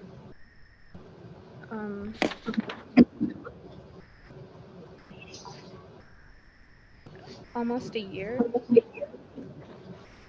And the research conducted by you was by reading publications issued by other agritech companies, reviewing research studies and information by the USDA and the NASD, correct? Correct. And that year of studies wasn't only focused on Drupal. You also studied GMO, the Monsanto crisis, corn, and other agritech subjects, right? Yes. So of that, about a year you spent researching for your articles, only a small portion of that time was spent on Drupal?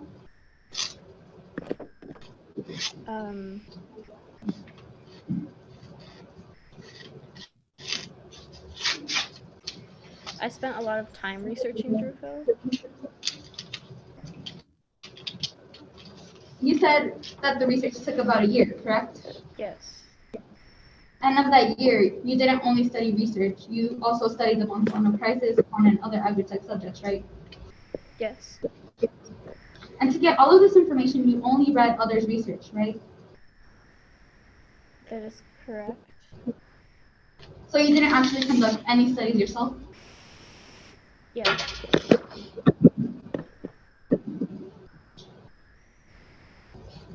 You didn't personally verify any data?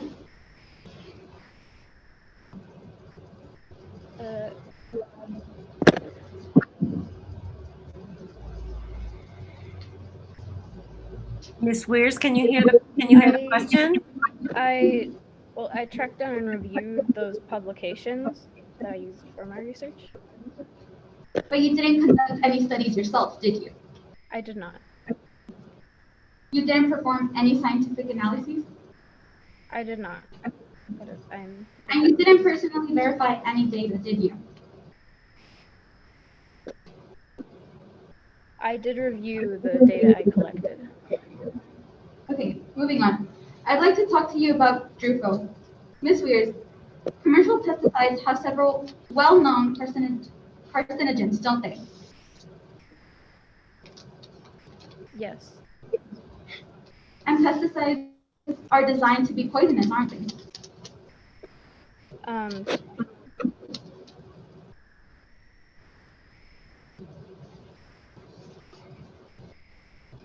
Would you like me to rephrase the question? Yes, please. Pesticides are defined as poison, right? You could say so, yes. And Ms. Weers, by your definition, pesticides are poison, right?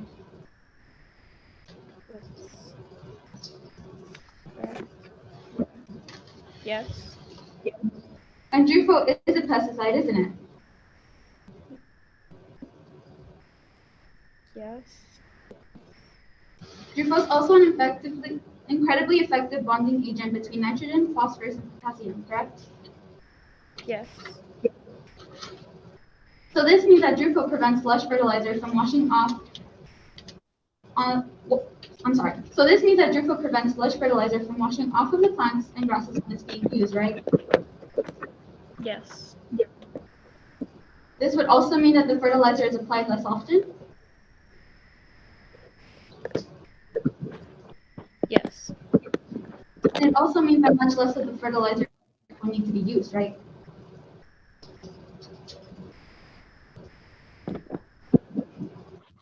Excuse me, what was that? It also means that much less of the fertilizer would need to be used, right? Yes. And you don't know how much was being used by Dakota, do you? I did not. You don't know how often Dakota was applying lush, do you? I don't know. And it's possible Drufo causes cancer, correct? Yes, that is. Especially if it is used frequently. I'm not sure.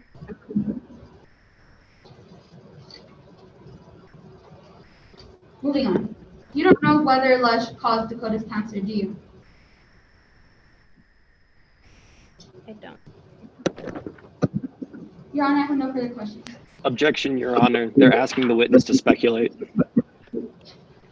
She said she didn't know. So the objection's overruled.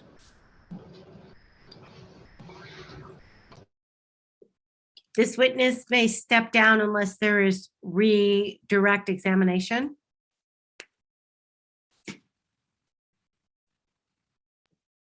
No redirect, Your Honor. Okay. The defense may call their next witness.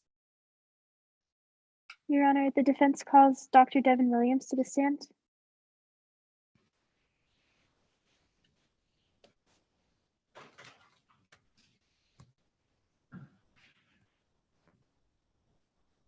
You may proceed.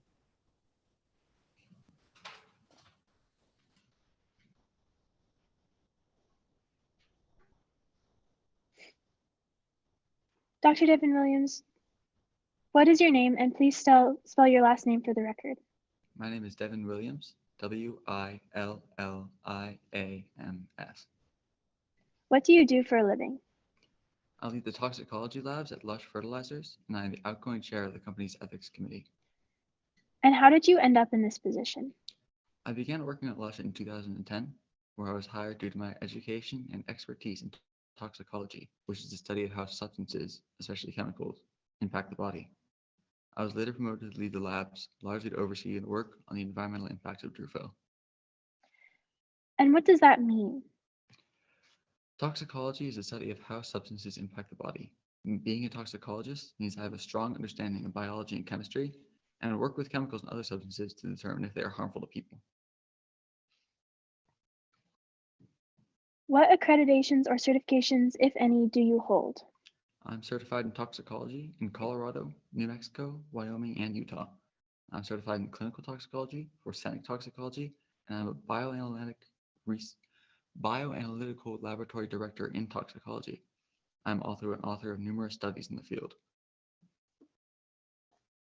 What experience do you have in this field outside of Drufo? I'm a tenured professor at the University of New Mexico College of Pharmacy, where I frequently teach classes on forensic toxicology and toxicology of environmental and occupational chemicals. I was an assistant professor of toxicology at the University of Colorado, and I worked at the Office of the Chief Medical Examiner Toxicologist. Your Honor, defense moves to tender Dr. Devin Williams as an expert in toxicology and bioanalysis. Any objection? No objection, Your Honor. Okay, Dr. Williams will be so qualified. You may proceed. Let's talk about why DRUFO was created. Can you tell us about the nature and intent of DRUFO? The goal of DRUFO was to create an industry-leading and environmentally conscious product that would effectively spur plant and crop growth. It would also reduce the impact of fertilizers on the environment.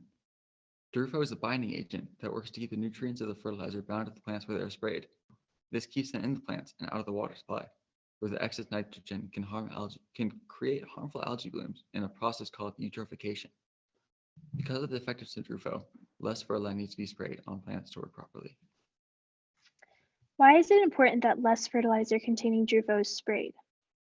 The less fertilizer is sprayed, the less they can get washed away into the water supply.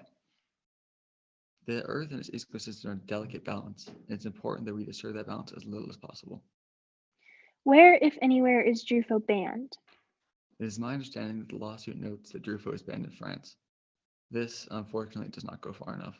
DRUFO is banned in the EU and every country that allows an EU judgment for their policies. Why is it that DRUFO is banned in the EU? The ban is not, as the lawsuit alleges, due to DRUFO's allegedly carcinogenic nature.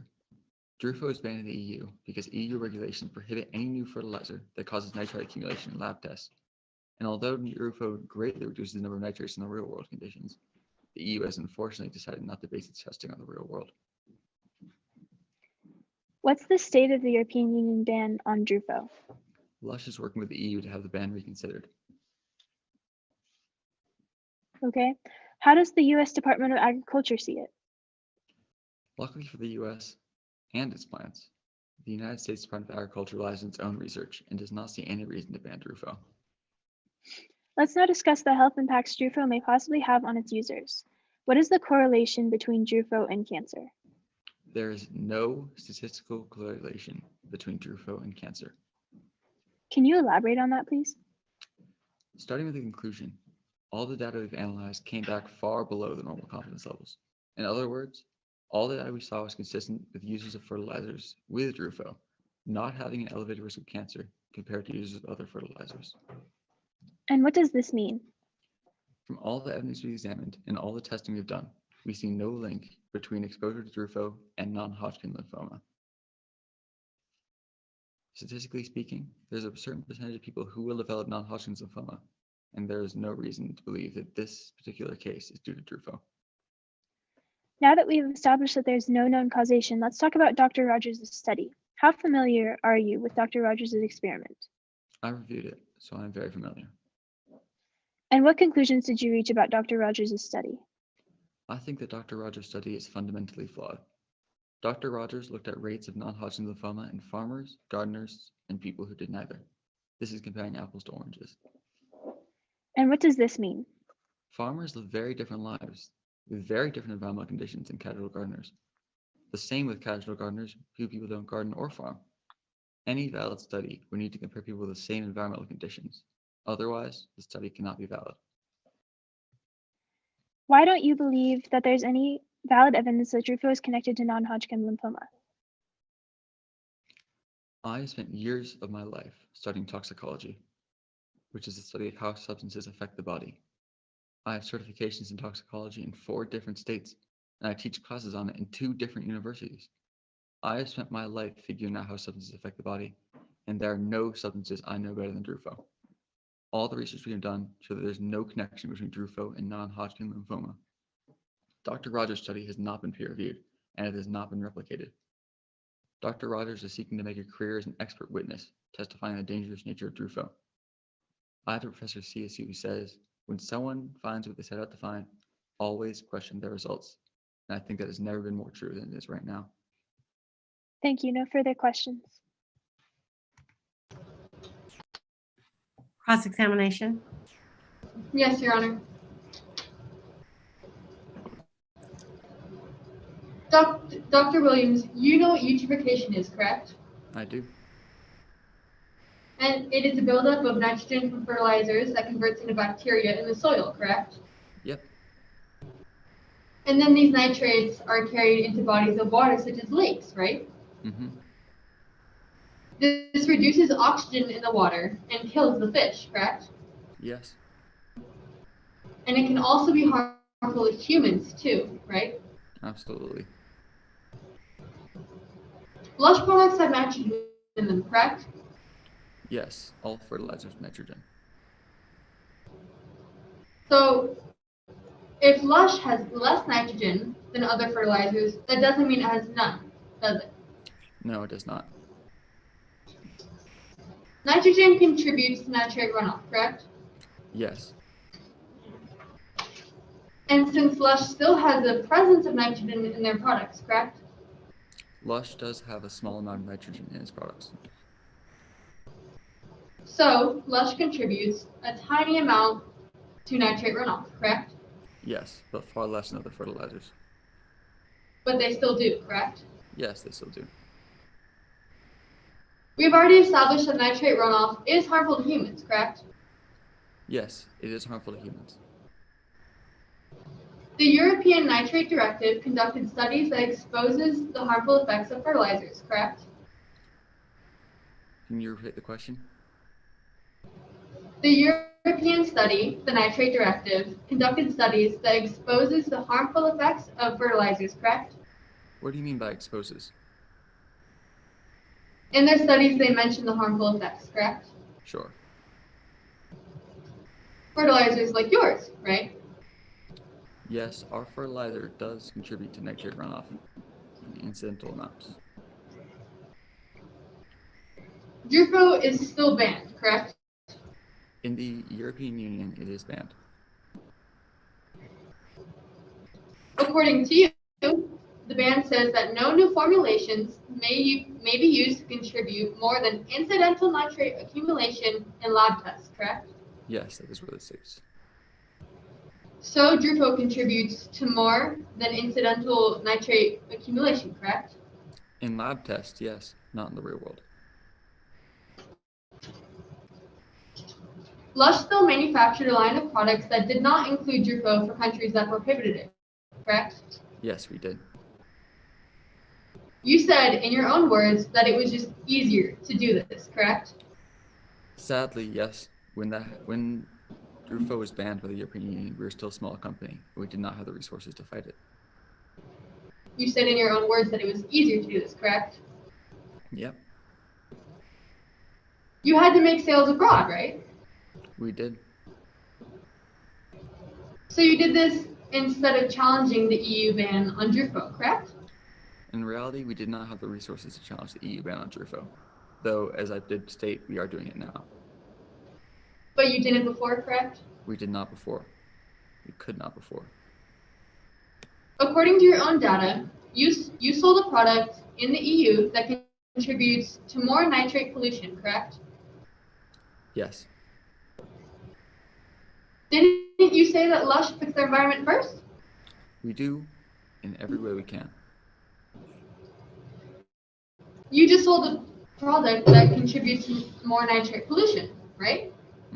Yes.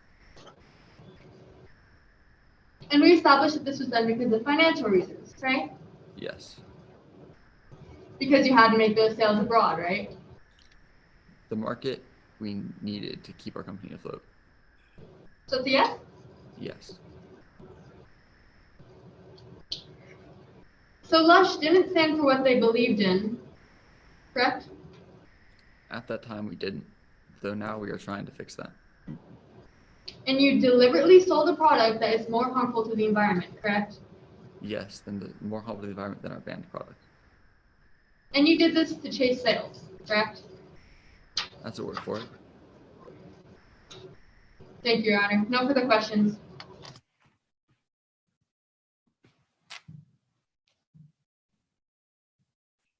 Is there any redirect for the defense? No redirect, Your Honor. Okay, this witness may step down.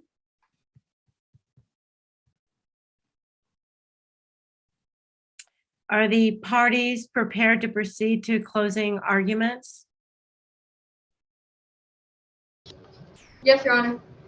Yes, Your Honor. Okay, the plaintiff may proceed.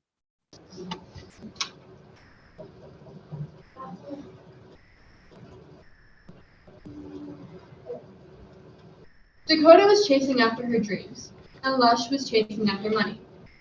Members of the jury, my name is Emily Mers, and I, along with my co-counsel, represent Dakota Weirs, the plaintiff in this case. In this race between Dakota and Lush, Dakota got so close to victory. They had gotten the scholarship. They were on their way. Because of Lush's negligence, the company's failure to make a safe product and to provide an adequate warning, Dakota was unable to cross that finish line to achieve their dreams. As you've heard today, Dakota Weirs has sued Lush Fertilizer, the cause of their cancer, specifically non-Hodgkin lymphoma. Members of the jury, I am going to direct your attention to jury instruction number 2. You will see there that in order to prove our case, we must first prove that Lush manufactured a line of products containing Drufo. This is not in dispute. Lush prides themselves on this fact. The second element we must prove, and have proven, is that Lush was negligent.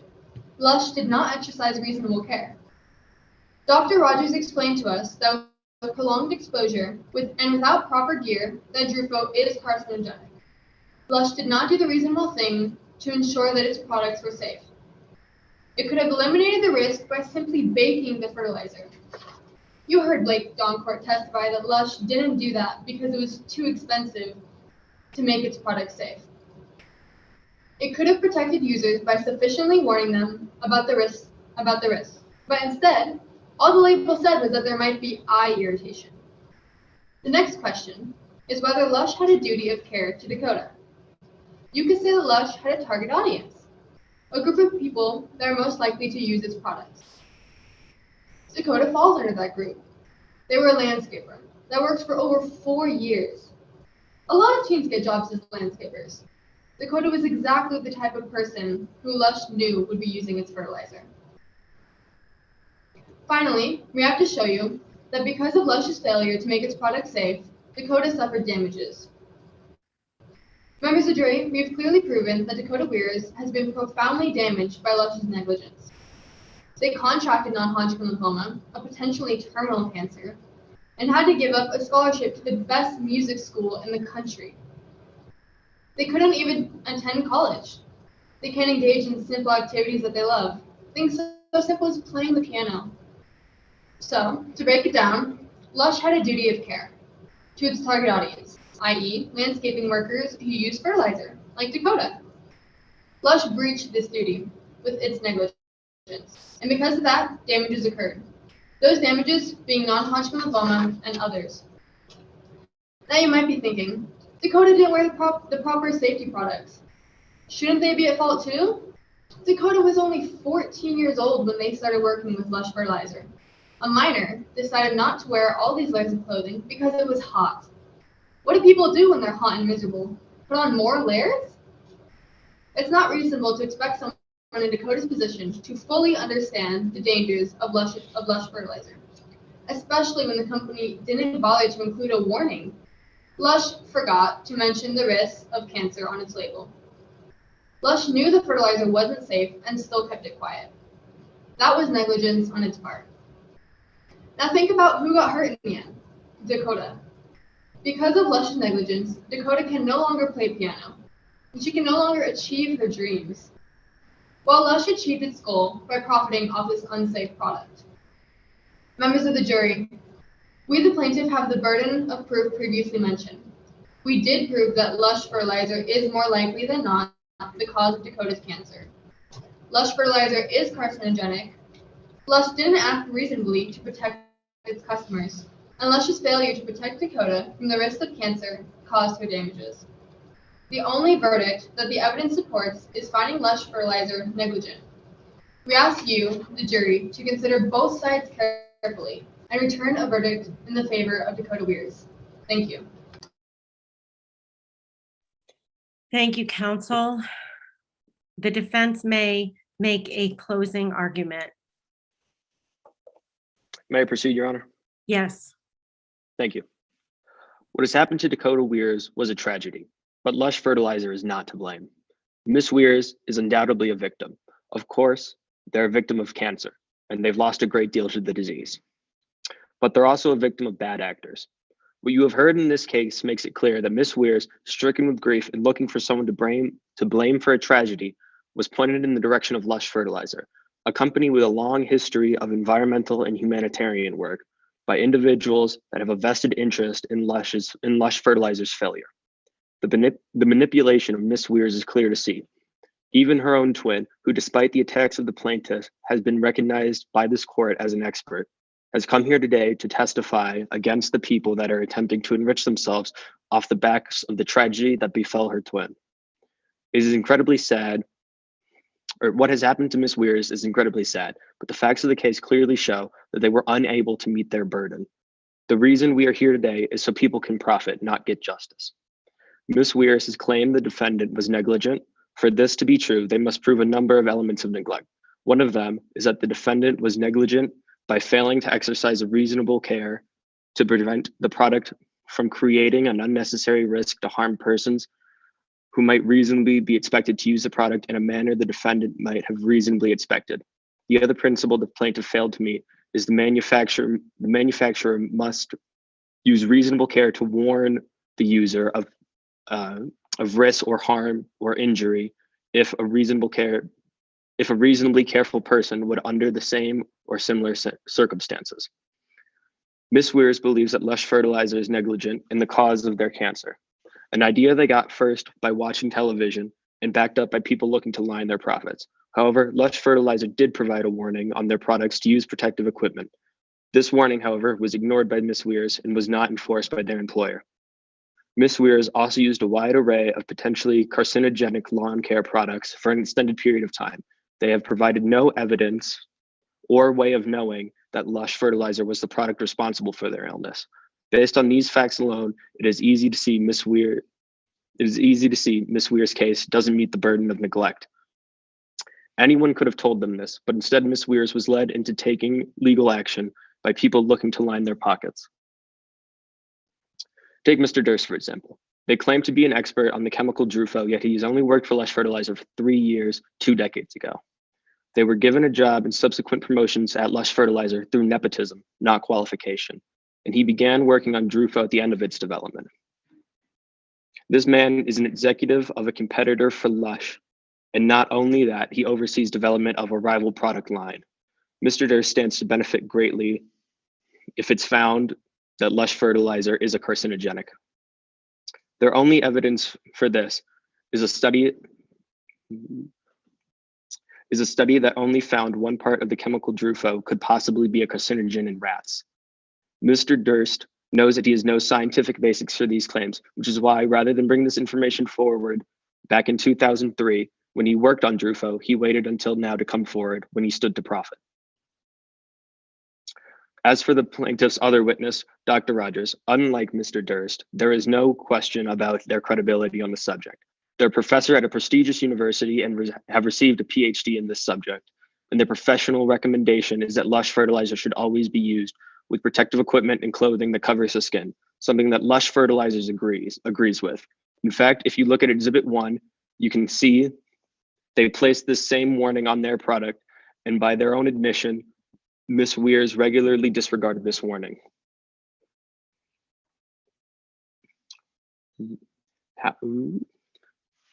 Now looking to Dr. Rogers, Dr. Rogers'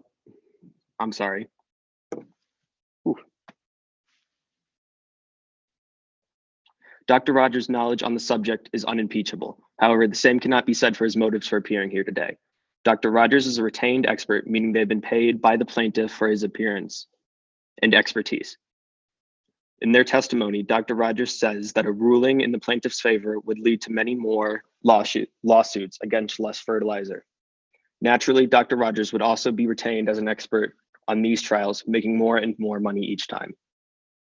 Mr. Durst and Dr. Rogers stand to benefit greatly financially from the outcome of this trial. It is clear as day that the reason for this lawsuit is not Lush Fertilizer's supposed negligence or even Miss Weirs' tragic illness. Instead, we are here so the people that claim they want to help Miss Weirs seek justice can make money. Lush Fertilizer is not at fault here. Any scientific evidence presented is flimsy as best. Hands up. Thank you.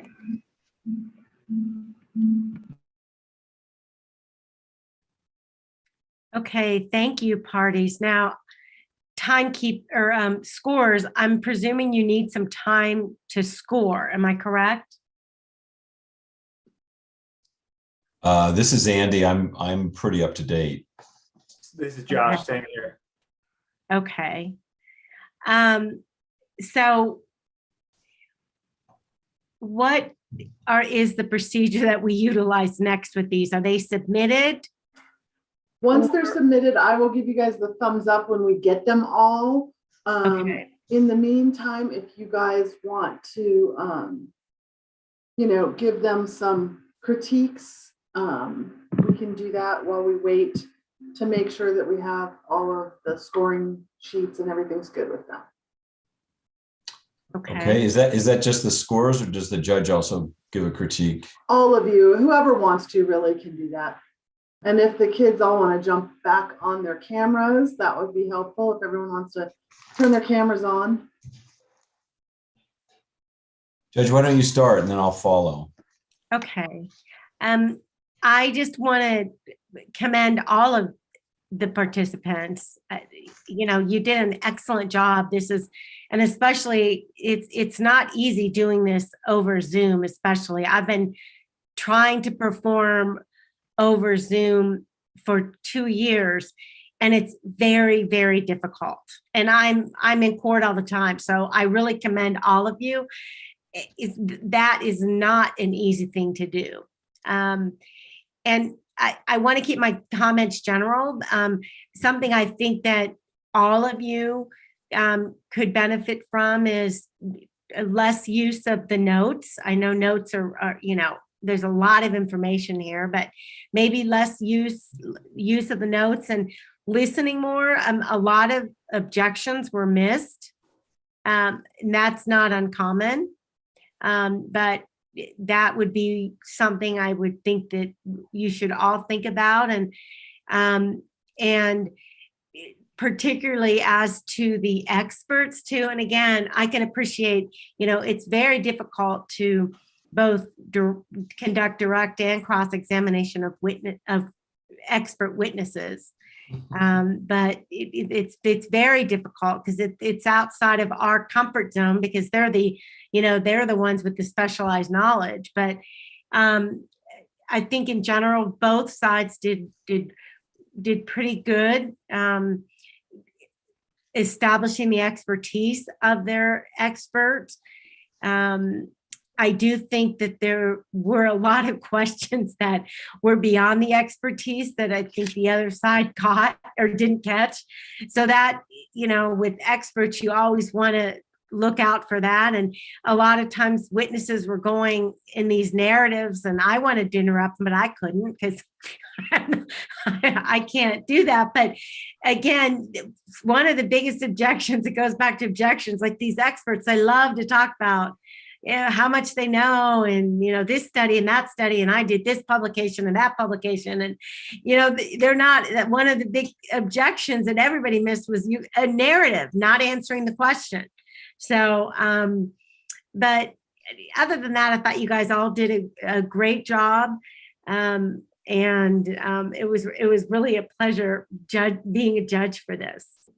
Does anybody else have any comments they want to share? Yeah, I'll follow real quickly. I would just echo that. It was really, I haven't done this for 20 years, involved in mock trial, and it was really great for me to see all the young talent that's out there. All of you can have a bright future in the law if you want to. Also following on what she said, I thought the tone and the timing was excellent for direct examinations and for cross, because as you guys know, that's two totally different things. But I thought you guys really did well, and especially on cross, where you need to keep that timing going. Also, like Dana said, however, you need to listen to the witness. A couple of times when the witness has gone off and already answered a question you're going to ask later, and it's so hard to be in that moment, but you just want to get away from the notes as much as you can and listen to what's going on. The last thing I'd add is on cross-examination. It's good to end on a high note.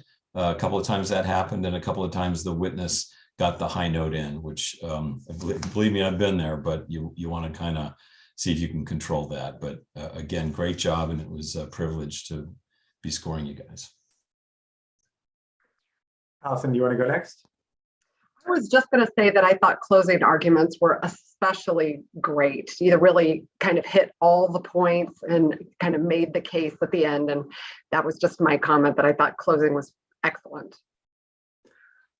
I echo most of what everyone else has already said, so I won't repeat them too much, but I think everyone did really great jobs on opening and closing.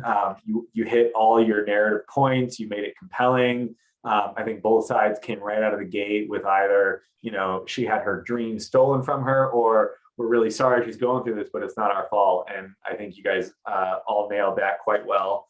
On the direct, I think a number of the witnesses were really good at sounding credible, giving tight answers, not going too far. But to some of the other comments, it can be useful to be flexible in the questions you're going to ask and not too married to a script, so that you can adjust based on how the answer comes out. That's true on cross too, but you have a little bit more control of it on direct because it's your witness.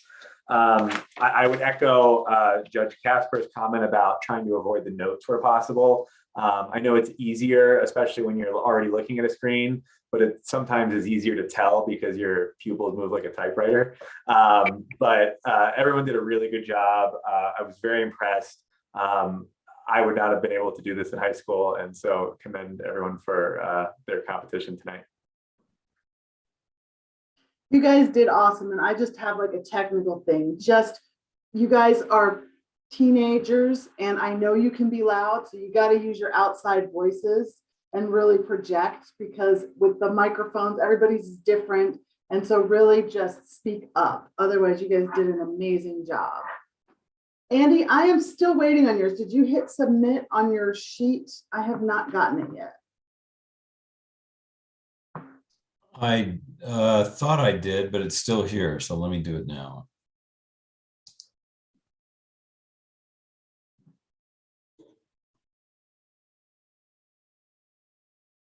Do you have it? It should have. I thought I did it, but. Let's see. Give it one more second here. There it is. All right. I think you guys are all free to go. Thank you. Thank you guys for your hard work. Thank you, scorers and judges, for giving up your time for this. We truly appreciate it. We couldn't do it without you all. Have a great night, and everyone else, I will see bright and early tomorrow morning. Great job. Thank you. Thank you So much.